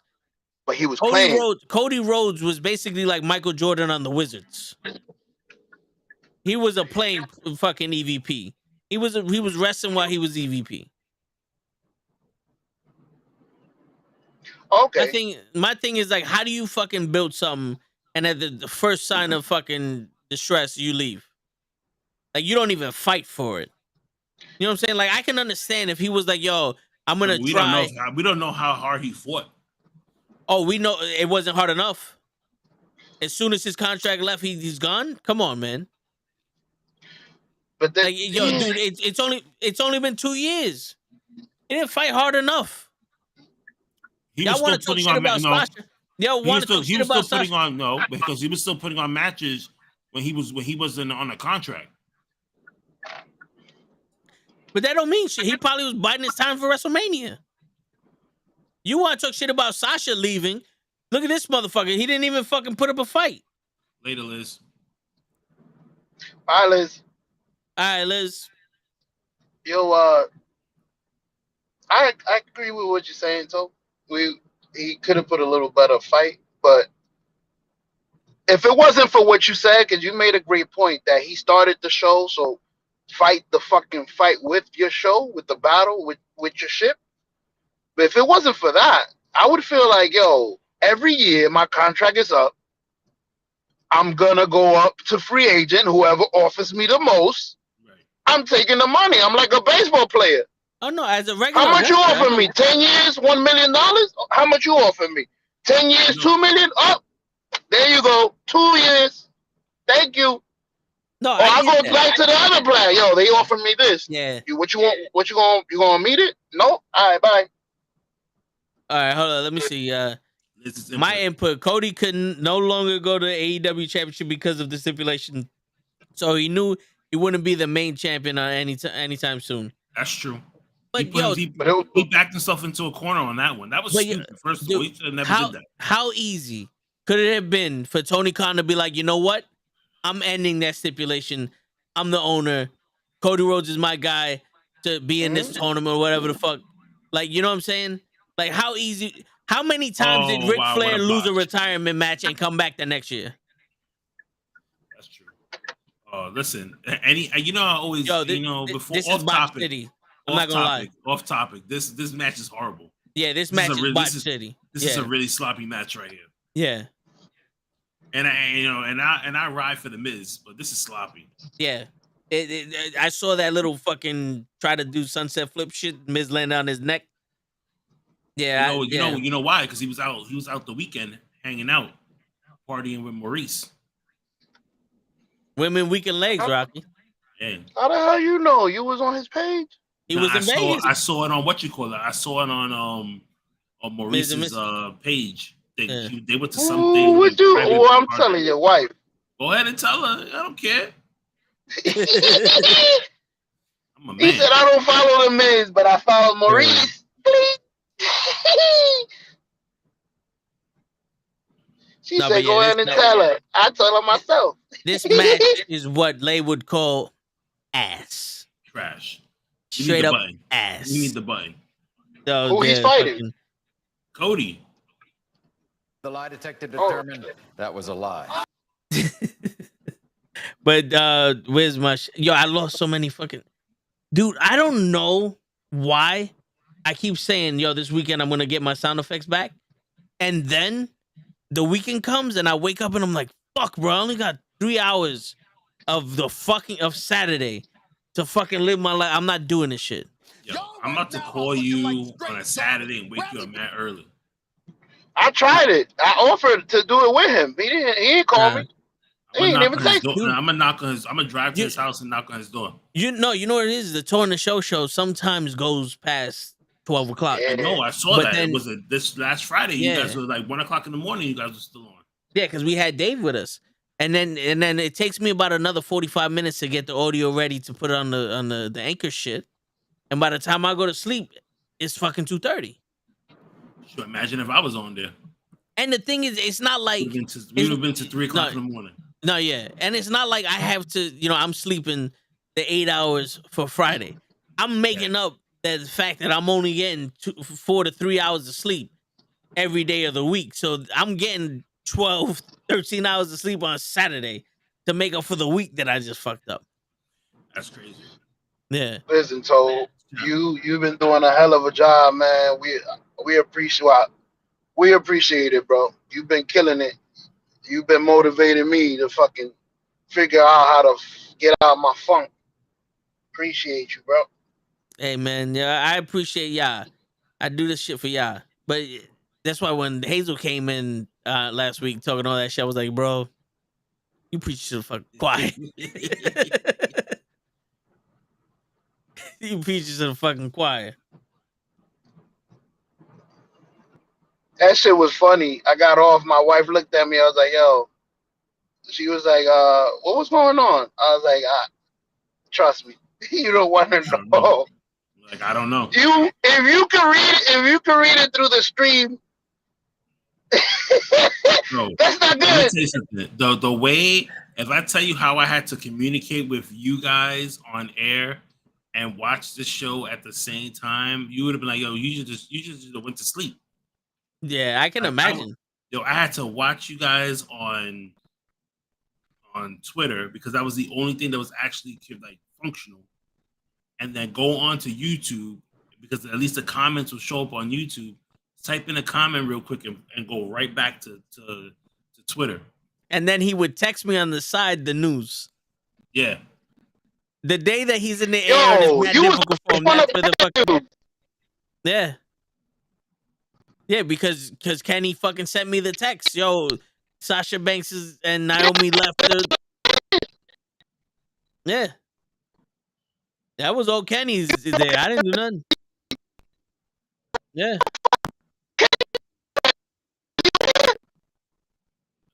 I'm telling you, Mr. Roboto, I'm good at my job. Word. Oh. He's like, he knew. He found out. He found out the truth. Word. He's a butterfly. breaking news. We got Kenny in the ear.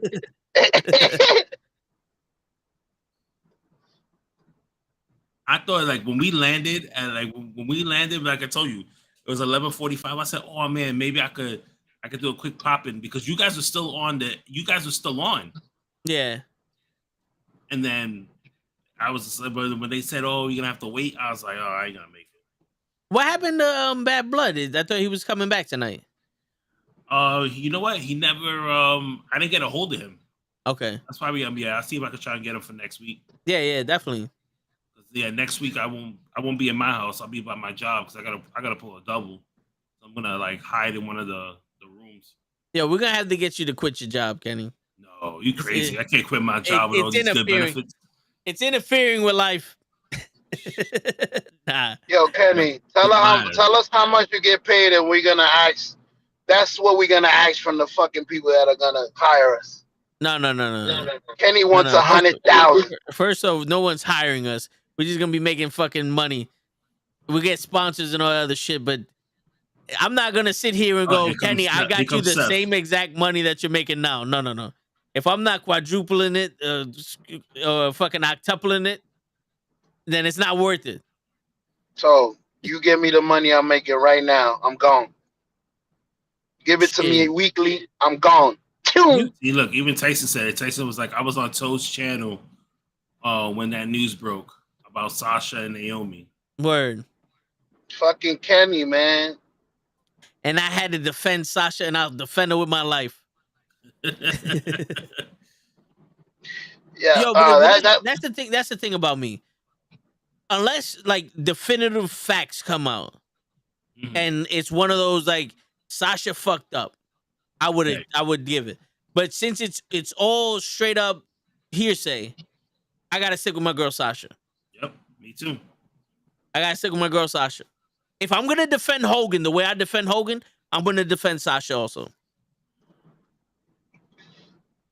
Yo, can I ask, do y'all blame or do y'all feel Naomi was put in a bad position? Because I don't think we ever spoke about that, bro. Like, I'm with you, Toe, and we both work for UPS. And you like, and we the tag team champions, and you like, yo, fuck this, I'm leaving. My man, you are a way better wrestler than I am. Wait, you can leave. I don't know if I can leave. I'm only the bum. You the champion. Yeah. So I don't. You taking me with you. So you better take me wherever the fuck you going. AEW. The thing, that's the one thing about Naomi. I don't know where she stands here. I know she just left.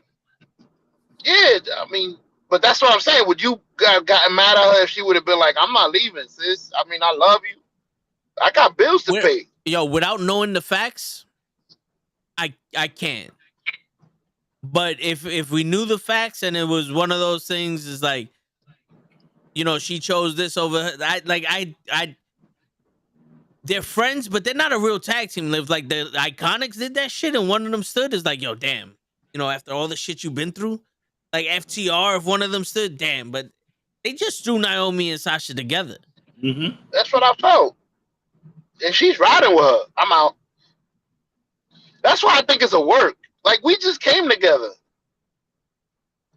Well, also that's like Randy Orton saying I'm walking out and Real saying, okay, me too. But you know something though? I can You're right.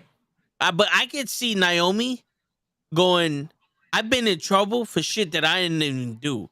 Every time Jey Uso got a DUI, Naomi was taken off of TV.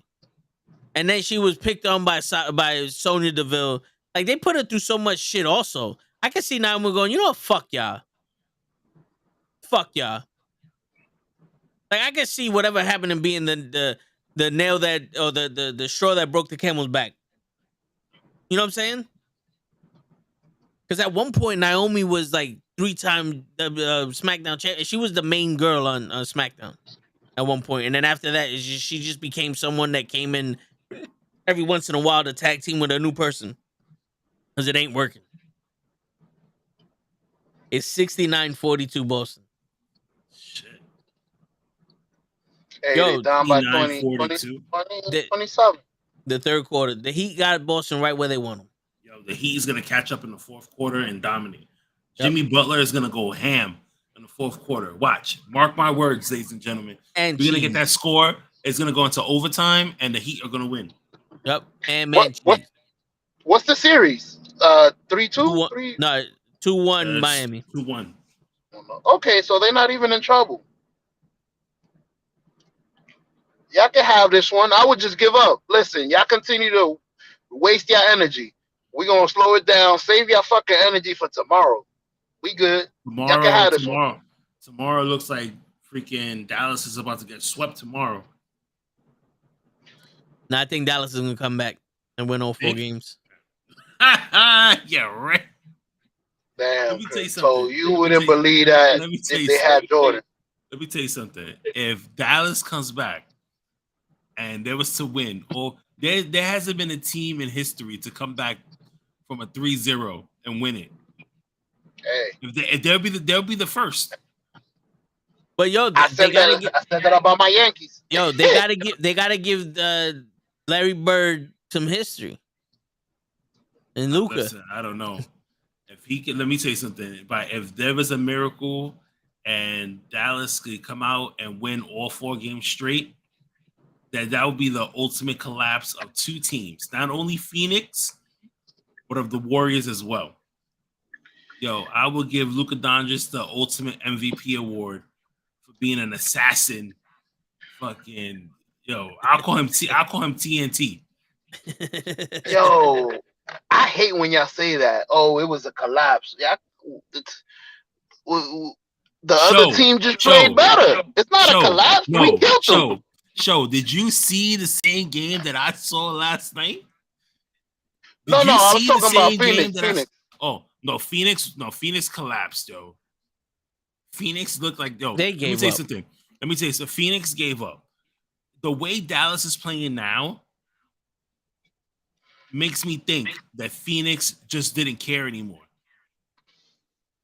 It felt like the final game of the finals last year. Cause the way let me say this, Luka Doncic, he's been playing great. The rest of the team, it's like they forgot how to play. That's the problem. Because they want to shoot all those fucking threes. If Luka can get KD and all that, shoot, you imagine Luka in Brooklyn, KD and ooh, yay! Let me tell you something. That's gonna happen. Luka's gonna get upset and he's gonna be like, "Yo, I want to get traded." Yeah, to the Knicks. You imagine Luka with Dame Lillard? Woo! Send me to Portland. On the Knicks? Hell no. Yo, Ezekiel's in the ring. You might as well leave him in Dallas.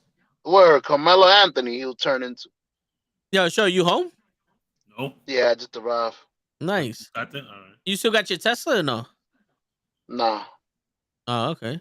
You traded it? Yeah, I switched it. That's it. It's over. My man said, fuck this shit. What you got now? Man, I got a little Kia. This shit, Ooh, this shit just spent almost $20 in like Gas? $20 in gas. That shit only wasted like $1. Oh, that's not bad. Yeah, I got a Kia. What you got? A Forte? I got the SUV, the Mini. Excuse me. He said, I don't got the little boy. I'm 6'5". I need the SUV. The Kia Sedona. Well, technically, it's my mother's. Let me hold it. Mom, I love you. Yo, how's your mother? She was around on Friday.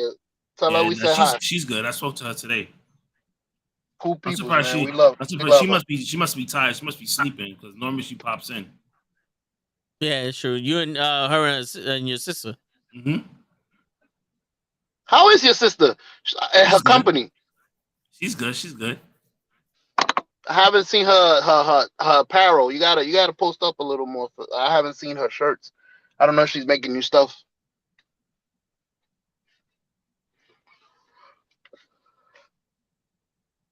Yo, Chad Gable's money, man. Yeah.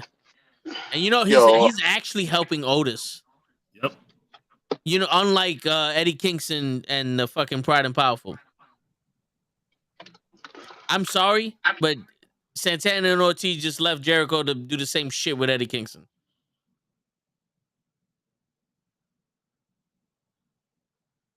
This rivalry should not have gone longer than it should not have been as long as it is now. It should have been the one match they left and became an actual tag team, fight FTR, you know, go into some important shit. That's the same thing I said, but they dragged this out for way too long. It's making absolutely no sense. It's basically like everybody's just babysitting freaking Jericho. Yeah. Yeah, I'm gonna go to the chat for a little bit. I'm gonna walk in. All right, no problem. Myself. Good thing. Finally, this motherfucker's out of here. Now we can talk shit about him. Word. He owes me money. Ooh. Did you see that moonsault or no? Yeah, I saw it. Yo, dude. That shit looked like that shit hurt. That was beautiful if it was. He gonna feel that in the morning. Yeah. Yo, there's another Despicable Me? Yes. This time he's the young version. Oh shit. Yeah, I can't wait to see that. Yeah, that shit's dope. Yeah, that one and the Buzz Lightyear. Yeah, the Buzz Lightyear. I gotta see that. I told my kids, I was like, yo, we're gonna have to go see Buzz Lightyear. One of my kids is like, I don't want to go see that. I'm like, oh, you're gonna go watch it anyway. Word. I don't remember asking you what you want. Like, I'm telling you. Word. How's Raw going, fellas? Same old thing, I bet. Yeah. Same old. Actually, it's worse because we're not even paying a fucking attention. I think we talk more about basketball than anything. I think we analyze other stuff besides the actual show. Otis got kicked out. Yeah. I still need that shirt though. The shoosh. Yep. They need to make another one which just says thank you. Thank you. Yo, if we had money like that, I would say, yo, let's get some wrestling shirts and just every Monday just fucking have a different fucking wrestler. We'll just represent a wrestler. Like, who's the hottest guy of the week? Chad Gable. Boom. I mean, we can if we get a good deal. Word. We need to get some Ezekiel shirts. I can always look for those deals and try and get us. But the thing about it is that what sucks is WWE they're not quick to ship stuff off. Yeah. So we order Chad Gable shirt now, we won't get it until like 2 Mondays ago. I mean, for real.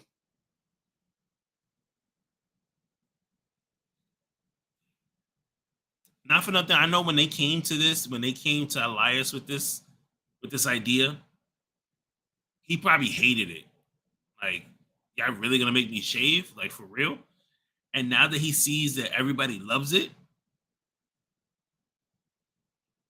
he's probably like, damn, this was a really good decision. I think, yeah. But you know what the thing is? I think he knows how to make it work. Yeah. I think he's a good actor. Yeah, he is. Oh, Kevin Owens versus Ezekiel at Hell in a Cell. Yep. Now, is it going to When be is- in the Hell in a Cell? No, I don't think so. Probably it's gonna be a regular match.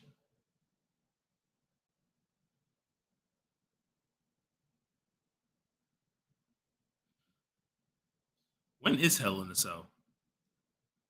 It's in June, right? Yeah. I know it's not on. It's not Father's Day. No, I don't think so. It might be early in June.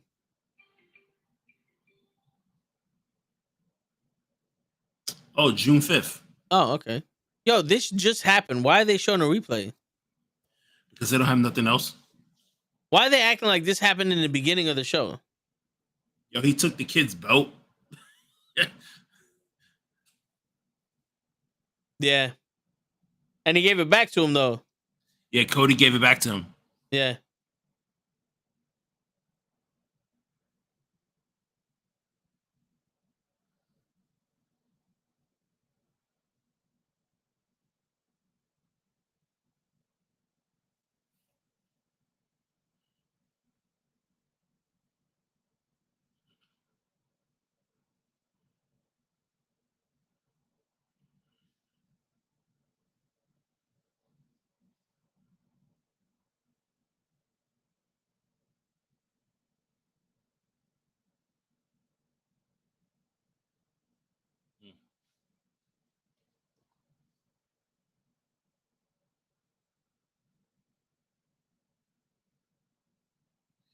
I was telling Anthony, so I just took a good nap, a good power nap for an hour. That was definitely better than Raw.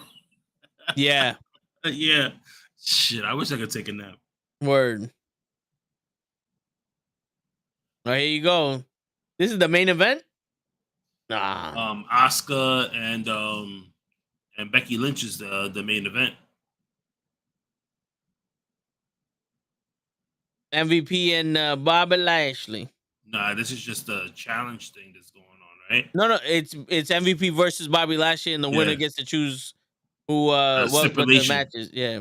That's the Almighty Challenge, which is a stupid ass Almighty Challenge. Tell me about it. It's 73-50. 73-50. Jeez. 30 seconds left in the third quarter. Here comes the comeback on the fourth quarter. Word. Yeah. Yeah.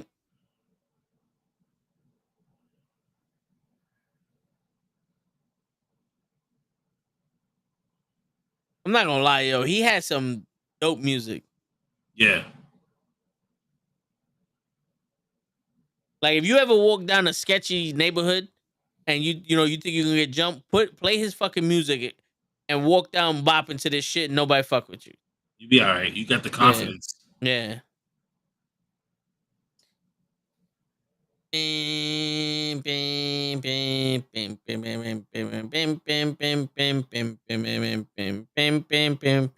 Yo, I hope that MVP wins this match and he challenges Bobby Lashley to Hurt Lock on a pole match. What? A Hurt Lock on a pole match. You have to explain this to me. I have no idea what the fuck that is, but it's the perfect match to have at Hell in a Cell. Oh my god! It's like you have to climb up the pole and put your opponent in the Hurt Locker while you're on the pole. It's the only way to win. Oh my god! Beat your opponent with a pole until he gives up to the Hurt Locker. I wonder who's gonna be the mystery partner for the New Day. Supposedly this Friday they have they're gonna do a 6-man tag, but they're gonna have somebody with them in their corner. But you know who was honorary New Day once, right? Kevin Owens, Yeah. So why not have him come back? I guess. It'll be stupid, but I mean, when have they done something smart? that's true. Oh, when they fired Alberto Del Rio. That's true. Who they fight in the bloodline, right? No, No, they're fighting, Butch Cassidy and the Sundance Kids. Yeah. Butch, Botch, and Bitch. the man who broke freaking Big E's neck. Yeah. Another rivalry that should have ended at WrestleMania. Oh, Tyson thinks it's Tyler Breeze. Tyler Breeze? Prince I Pretty. like Tyler Breeze. He's back in Up, Up, Down, Down. Yep. He might be back in WWE. That was a waste of a fucking awesome. Him with the fucking cell phone taking the selfies and shit. Yo, I saw I was watching Hell in a Cell yesterday. It was Hell in a Cell 2018. And that's when they was doing the fashion files. Yes. Breezango, right? And yo, let me tell you something. I laughed because they were still trying to solve something, and then what's his name? Fandango was just like, is the Ascension still trying to be friends with us? And Tyler Breeze goes, those guys are ugly. We can never be friends with them. And that's when the Ascension took the costume off. I was like, man, guys, you could have just said no. You didn't have to hurt our feelings. And then Tyler Breeze looks at Fandango, was like, it was them the whole time? Wow, they had some really good costumes. But you can see the makeup and everything from their face.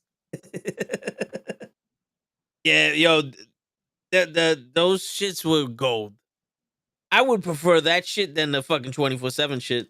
Yeah, those are great. When they was doing when they was trying to solve those mysteries and stuff like that, that was funny. Word. I think the best thing in the 24/7 shit right now is Tamina. Yeah.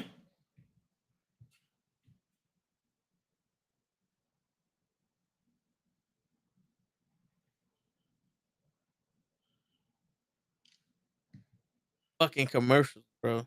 We get a whole bunch of commercials. And, yo, I feel like every Monday Night Raw is just commercial. Yep. Like this should be Monday Night commercials with a little bit of wrestling in it. Exactly. Like, yo, what are you watching on Mondays? Commercials? What? Yeah. We watch commercials with a little bit of wrestling. The Super Bowl of commercials of it. We get a splash of wrestling. They take a break from the commercials to wrestle. Yep. So then what happens in the wrestling? Oh, that's those are the real commercial breaks. That's when we go to pee and shit.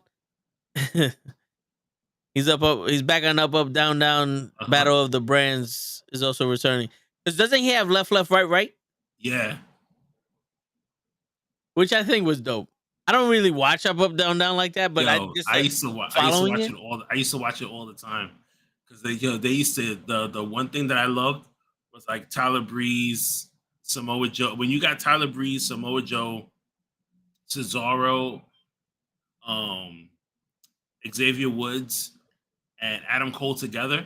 Yeah. Right? And they make fun of the Miz. Yo, that one time the Miz is doing a tournament and he was in the championship against Tyler Breeze, and Maurice came and barked them out.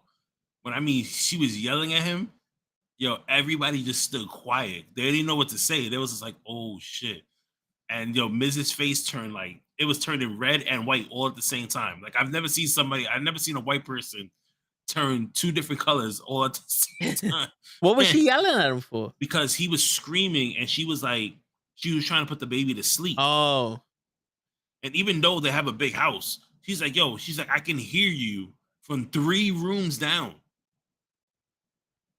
And she said, and then she goes, and then your father's in the lawn, half naked, sunbathing. Like, what the hell? Yeah, it was just all this is why they got their own show.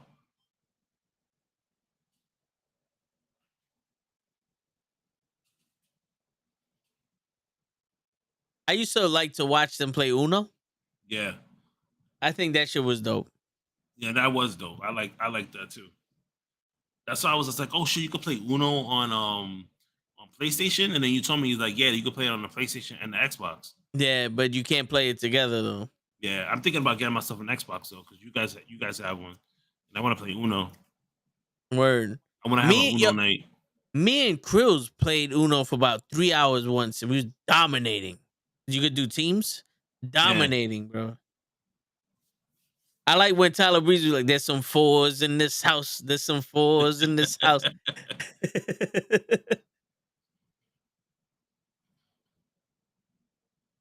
But it's crazy how you would think that WWE used to take advantage of the times. Yeah. Like when rock and roll was famous, they took rock and roll and they put it in wrestling. You know, they did a lot of mainstream shit. They're not taking advantage of social media. Not to the extent that they should be doing. Yeah. And a lot of the kayfabe is being destroyed because of the fucking, like, you have the TV shows with the Miz and Maurice, but what you see on the TV show isn't what you see on Raw. Nope. You know, and then like even the Bellas. And I'm not saying have like fucking on the TV show Cody Rhodes come to his house with a fucking 2x4 on fire and shit. I'm not saying that. But you know, I'm like, you know, do something, like take advantage of something. Like, remember they used to do the Twitter beef shit? Right. Ivan, what's going on, brother? That circle of debate? Yeah. What's going on, player? Ivan. But I like Zack Ryder took advantage of YouTube. Yeah. I think that would be dope. Like, yo, give them all like WWE YouTube accounts that they have to do something with, cut promos, do something, you know, like that you get the eyes on that shit. Like, yo, cut a promo, let's throw it up on WWE YouTube. Mm-hmm. You know, that way people will be like, what a botch. You would have to fucking follow us on YouTube or whatever the fuck to get what's going on here. Because there's obviously not enough time on Raw for anything to get done. So why not do it? Oh shit, what a fucking hit though. You saw that, right? Yeah. Like, yo, he took that shit like a champ. You know, there's not enough time to explain the story on Raw because it's only 3 hours. You remember back in the day when you had to do it in 1 hour, but 3 hours is not long enough. Nope. So why not? I remember somebody said somebody was talking about WWE and they was like, yo, they should have 4 hours. I was like, yeah, there's no way in the world. No. Am I gonna sit for Raw for 4 hours? I'm sorry. Yeah, nah. They need to put Tamina with the bloodline, build her up instead of being this 24 segment. You know what? That's true. They do. I would love to see Tamina change her character to fit the bloodline. Cause not for nothing, Tamina's fucking hot. You throw in with the bloodline with that swag that Roman Reigns got in the Usos, it'll change up her character because she wouldn't be the whole fucking Islander type shit. You know what I'm saying? Like, she'll be more like fucking Americanized and shit. You know what I'm saying? Like, I think that shit would be dope. And you actually give her the chance to be fucking dominant. Fellas, they said Sasha Banks and Naomi once they won out of their contract. If so, how does that make WWE look? I mean, it's still gonna make them look bad regardless. Like, yeah, it's just like at this point, you'd be like, what what's going on that you guys continue to like lose people? You know what I mean? That's like my job. Shit, was it last week? 3 people quit. The week before that, 2 people quit. The week before that, we had 1 person leave. Like, yeah. And and after a while, you got to ask yourself, like, yo, what's going on? Like, oh yeah.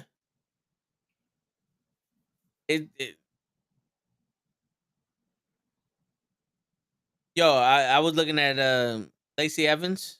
Mm-hmm. Am I the only one that's feeling like Lacey Evans is a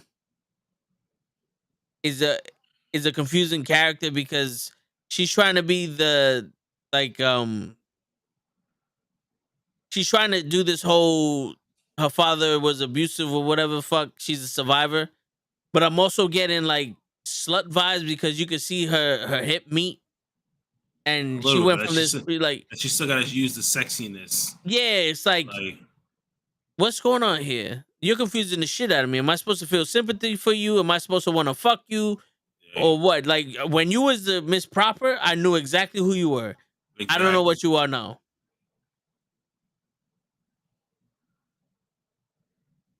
Exactly. She needs to change her character, making her a dominant character, and I'll have her run with the SmackDown Women's title. Paul Heyman being her voice. That would, yeah.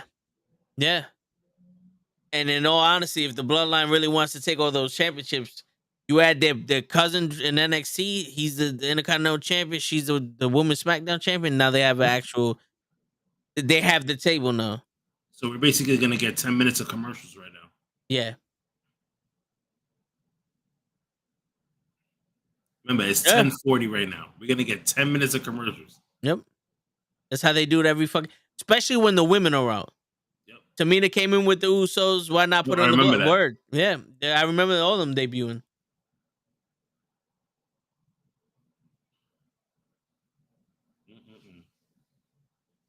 I'm gonna go use the bathroom real quick. All right, don't blink because you're about to miss the whole main event.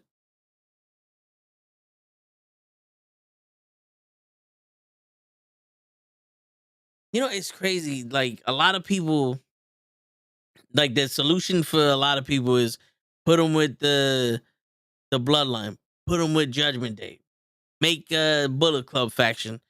You know, put her with this one, and none of the solutions are let's tell better stories. You know what I'm saying? Because, like, if they separated the writers to have different segments in the show, like these writers do the 24/7 story, these writers do the Intercontinental title, these writers do the tag team titles, these writers are doing the main event, these writers are handling the champion. These are the stories we want. Everybody would have different stories on Raw, and then you be able to to intertwine them in a way to make it make sense for like a new number one contender to come up against Roman. And I think like that's the way you would have to do it now. If the 24/7 had their own writers that didn't have anything to do with any other segment on Raw, it would feel different and it would feel like separated from everything else. But then you have that way that you tie it in with everything. You know, because now instead of her feeling different, it just feels out of place. Especially with Dana Brooke and Reggie. Like, where did this come from? Why did it happen so fast? And why the fuck do we need to see them get married? The reason why Tamina's working with the 24/7 shit is because her and Tozawa are a parody of Dana Brooke and Reggie. And it's fucking funny to see Tozawa and Tamina together because they're total opposites of each other. And Tozawa's selling the shit out of Tamina being this fucking badass. You know what I'm saying? But you have a separate writer doing the fucking United States shit with Theory, which was actually working. Theory and Miz with Mustafa, but that story is only good for a week, 2 weeks.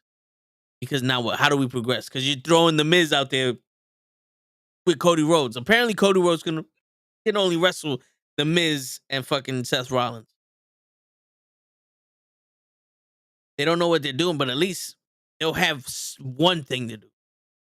Instead of you have 5 writers writing Raw, have like fucking 7 writers, but they're writing separate shit, and then put Raw together.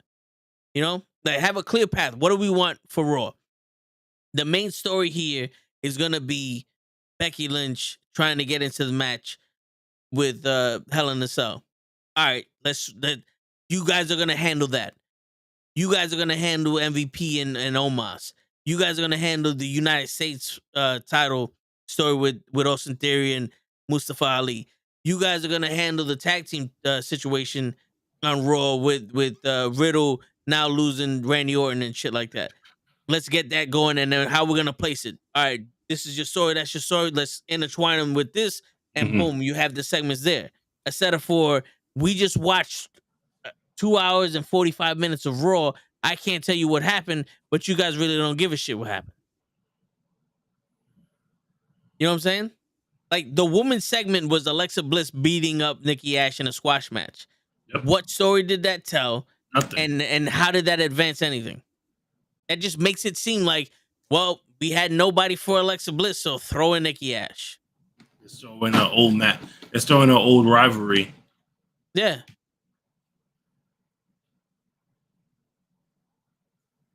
At least AEW gives us wrestling.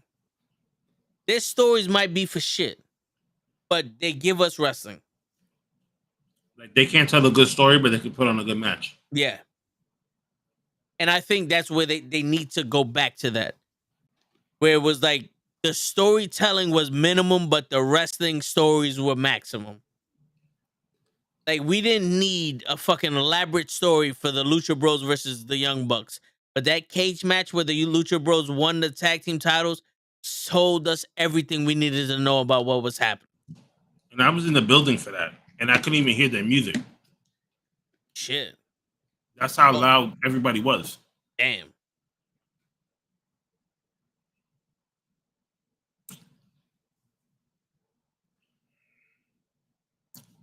You know, I can understand Vince going, I want a movie every Monday night.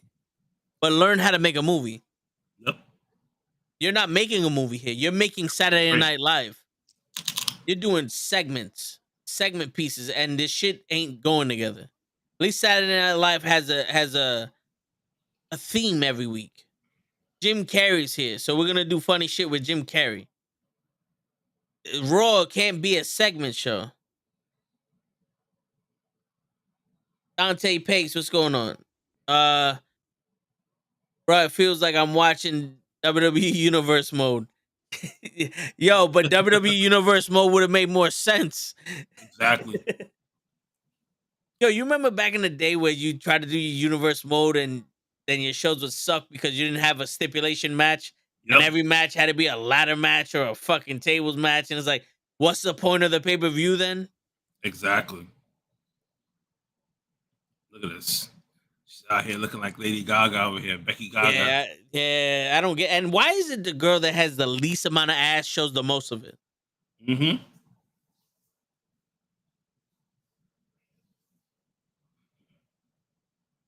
But yeah, I mean, I don't get, like, you can't tell me you're trying to put on a movie every week and this is what you got. Homeboy, some of your fucking movies that you did, the WWE studios did, was better than the shit you're giving us. Mm-hmm. And those movies suck. Exactly. Yo, are they going back to commercial? I think they are. Every time they put up that little shit on the side, I always think they're going to go off. Yeah.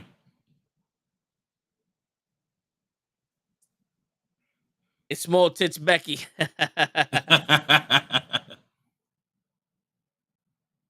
Should the WWE need to bring back the European title or the Cruiserweight title? Yo, if you look at most of the roster, I would love for them to have the European title back. I wouldn't. They're not doing nothing with the United States and the Intercontinental title. That's like, yo, Kenny, that's like being in a house full of gorgeous women that you can't talk to, touch, or jerk off to. And then going, we're going to bring another one in. For what? It doesn't matter anymore. I can't even fucking reap the benefits of these women. I can't talk to them. I can't be around them. I can't look at them. I can't even jerk off to them. I can't do nothing with them. Like, I'm going to bring another title in so we can't do nothing with that either. It's a novelty. You didn't do shit with the King of the Ring. You didn't do shit with the Queen of the Ring. You're not going to do shit with the European title. That title barely held any weight when it was here. But then, what's his name? Ivan said to get, instead of the cruiserweight, to bring back the light heavyweight. But they got rid of the cruiserweight. The cruiserweight got taken out when Carmelo Hayes won. Yeah. They unified it with the North American Championship.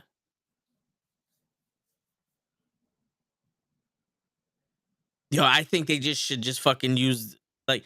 Ooh, did she just slip? Could be. You when she pushed her in the corner? No, before that. I missed that part. Oh, we going on commercial. Yeah. Shit.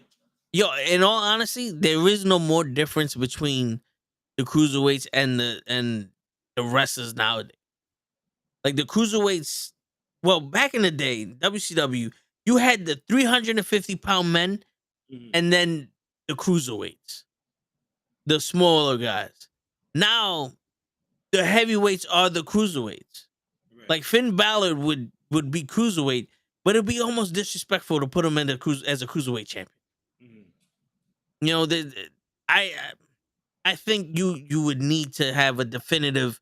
These group of people are gonna be in the Continental and United States champions, and these group of people will fight for the world title and the Universal title. Right. You know what I'm saying? Like back in the day, it was like, if you're the best in this company, like wrestling wise, you're gonna be the Intercontinental of the United States champion. If you're the guy bringing us the money, then you're gonna be the Universal and WWE champion. Like this is crap, man. How many Auska and Becky matches do we need for the glow walkout? Your word. I'm telling you, next week we're gonna get one more Becky Auska match. Yo, but I guarantee you, let's say Naomi and Sasha didn't walk out last week, and they did the whole Naomi won or Naomi and Sasha triple threat match. I guarantee you they would still have a Becky versus Auska match tonight. Yep. And they wouldn't even have Sasha to put her in the match. Yeah, they wouldn't even have Sasha and Naomi on a fucking Raw. Like it's stupid. Yo, you know what else is stupid? That I don't know if anybody else feels this way, but I'm kind of getting tired of seeing Bianca Belair just fucking hopping around outside the ring, twirling her head. Like I get it, get it. She only wrestles the dark matches now, like the match after Raw, like, or house shows. I'm honestly looking at her like, yo, are you just standing out here just for the eye candy? Don't get me wrong, I love seeing Bianca Belair, but I don't want to see her just sit there jumping around watching the match outside. Like, yo, do that shit in the back. There's no advantage to seeing this shit face to face. Go do it in the back. There's TVs back there. Like, why are you out here? I was trying to read Ivan's. No, necessarily Finn has always been in the category since New Japan Pro Wrestling. He and Liger really built that junior heavyweight title, but I get your point, though. Just wish Finn can be given. Yeah, the reason why I said it would be disrespectful to Finn is because he was the Universal Champion and he's one of your top guys. You're going to delegate him to the third ranked title because, you know, the WWE doesn't respect the cruiserweight or the light heavyweight titles. They barely respect the Intercontinental title, which many people will argue was their best title. Yeah.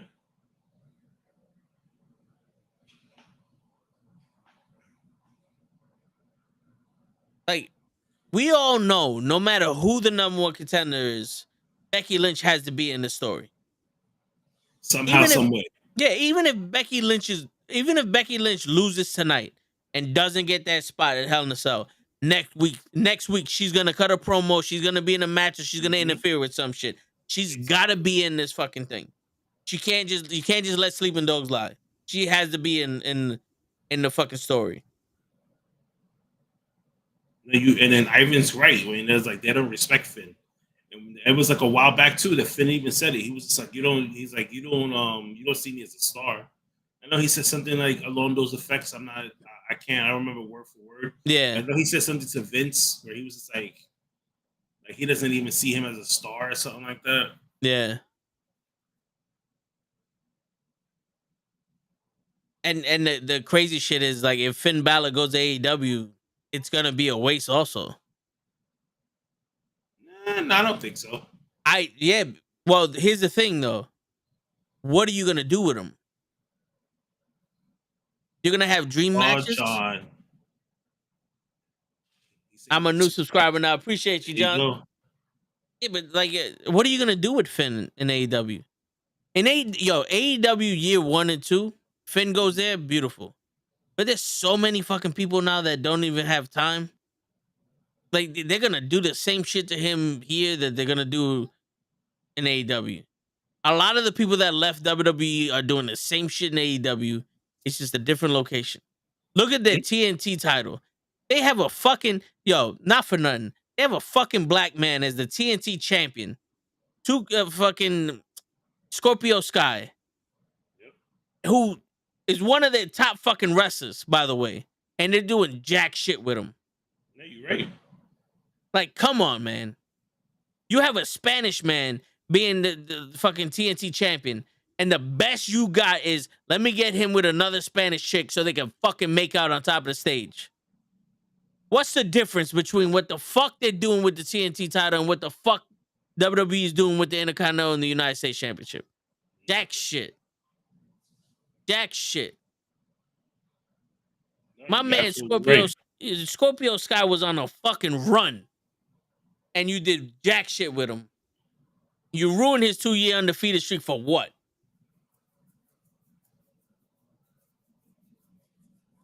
You have Jurassic Park going on a fucking run to win the tag team titles from the Young Bucks. No, from the Lucha Bros, right? Mm-hmm. And once they win the tag team titles, throw them on Rampage. They win the tag team titles, and fucking Jungle Boy was delegated to all the new guys that want to fucking wrestle him. And that's that's the same thing with Hangman. Like, when you really don't. How many times has he defended the title? He's done more. I think he's done more talking than anything else.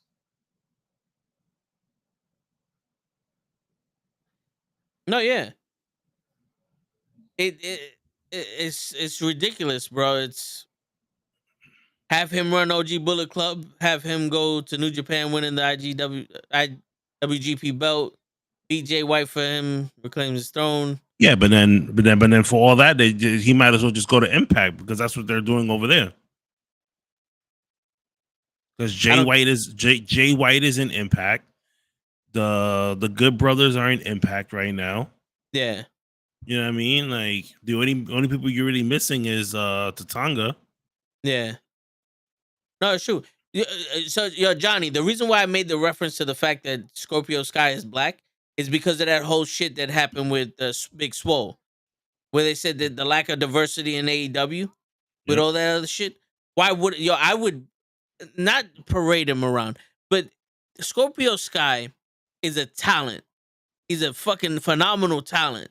For him to be the TNT champion, imagine Scorpio Sky and Jay Lethal fucking wrestling for the TNT title. Scorpio Sky and fucking Ricky Starks. I was excited for Scorpio Sky and Kaz fucking being champions, but put him in a position where he can fucking demand respect for that championship. You don't have a lot of colored wrestlers in championship positions, and also to be able to build that shit up. Like, Cody Rhodes was the only person that actually made that title worth some shit. Right. Like, Sammy Guevara shit the bed with that title. I'm sorry. He shit the bed with that title. He was nothing but a bunch of flips and shit. Scorpio Sky could do a lot better with. I don't think what you call it. I don't think that I was looking at Ivan's comment when he was like, they could go from like Impact to NWA to Lucha Libre, the AAA.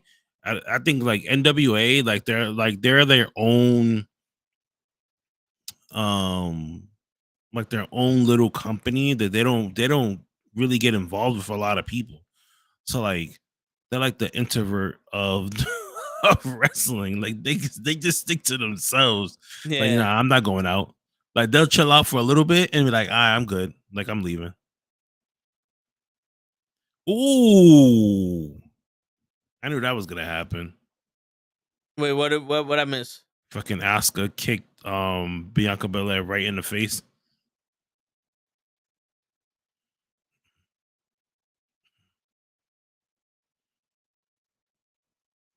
And then Becky. How the fuck do you win like that? Wow. Every fucking time Becky wins is some bullshit. Wow. Like this. So she's a part of the Hell in a Cell match. Yeah. Wow. Like, for what? For what? That is bullshit. You just stole a fucking good match from us to put Becky in there. Like for what? Yeah, I'm out. I'm like, yo, I'm out of here. This is For what? bullshit. Wow.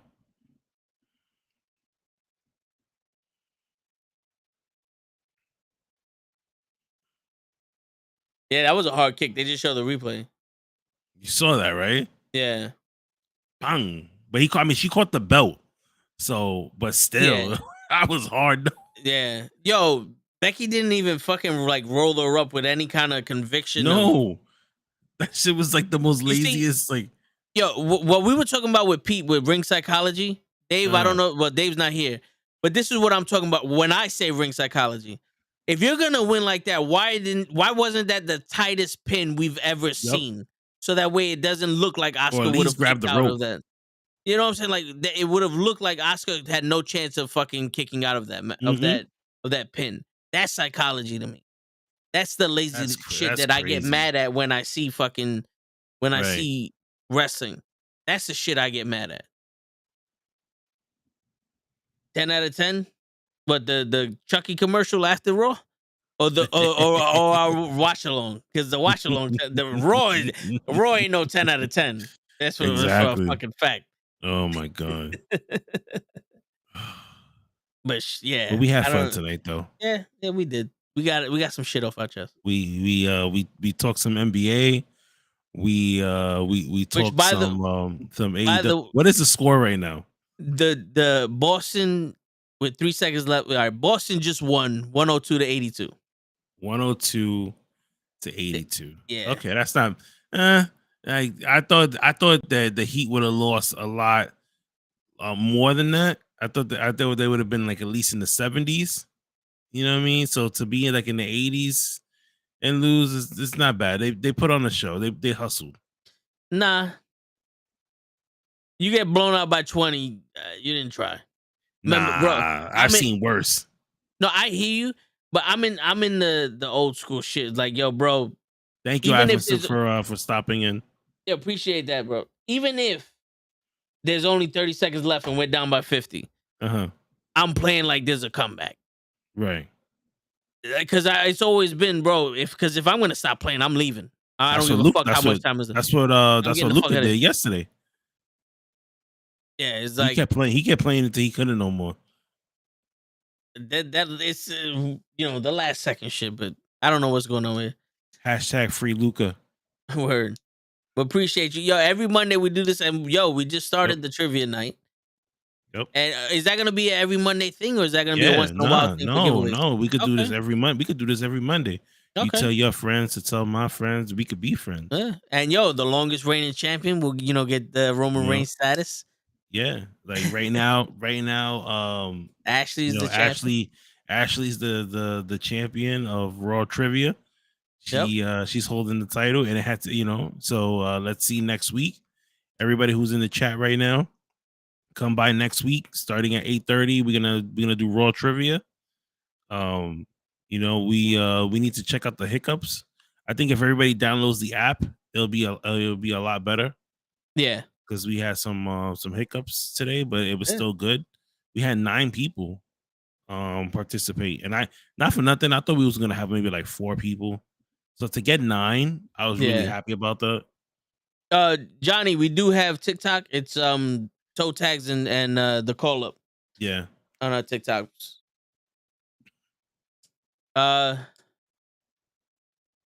Won't you do the NBA Finals review?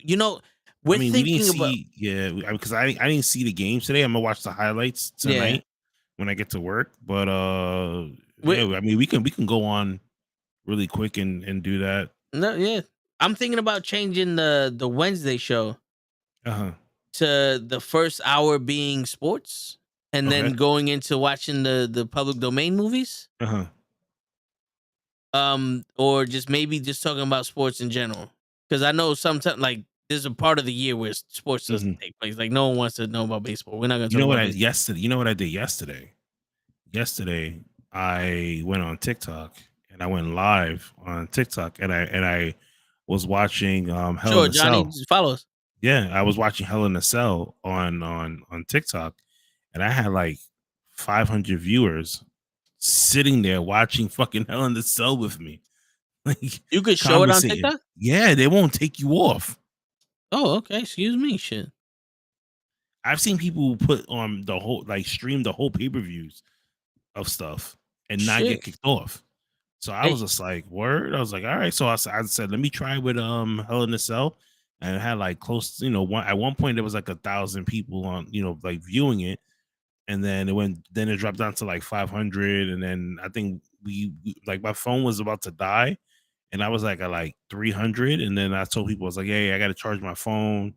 And the next match nobody really wanted to see, so he was like, all right. And so, but I told people, I was like, yo, come back again next weekend. Like, yo, we'll, I'll stream something else, and we'll, we sit here and chill. And I did it today when I started the broadcast for the watch along here, and I had about 200 people, come in. But I guess because they couldn't see anything, they just kept hearing me talk and not hearing your response. It dropped down to about like 30 people, and then I was just like, all right, let me just shut it off or whatever. Shit, man, how can we get it so that way you can hear us?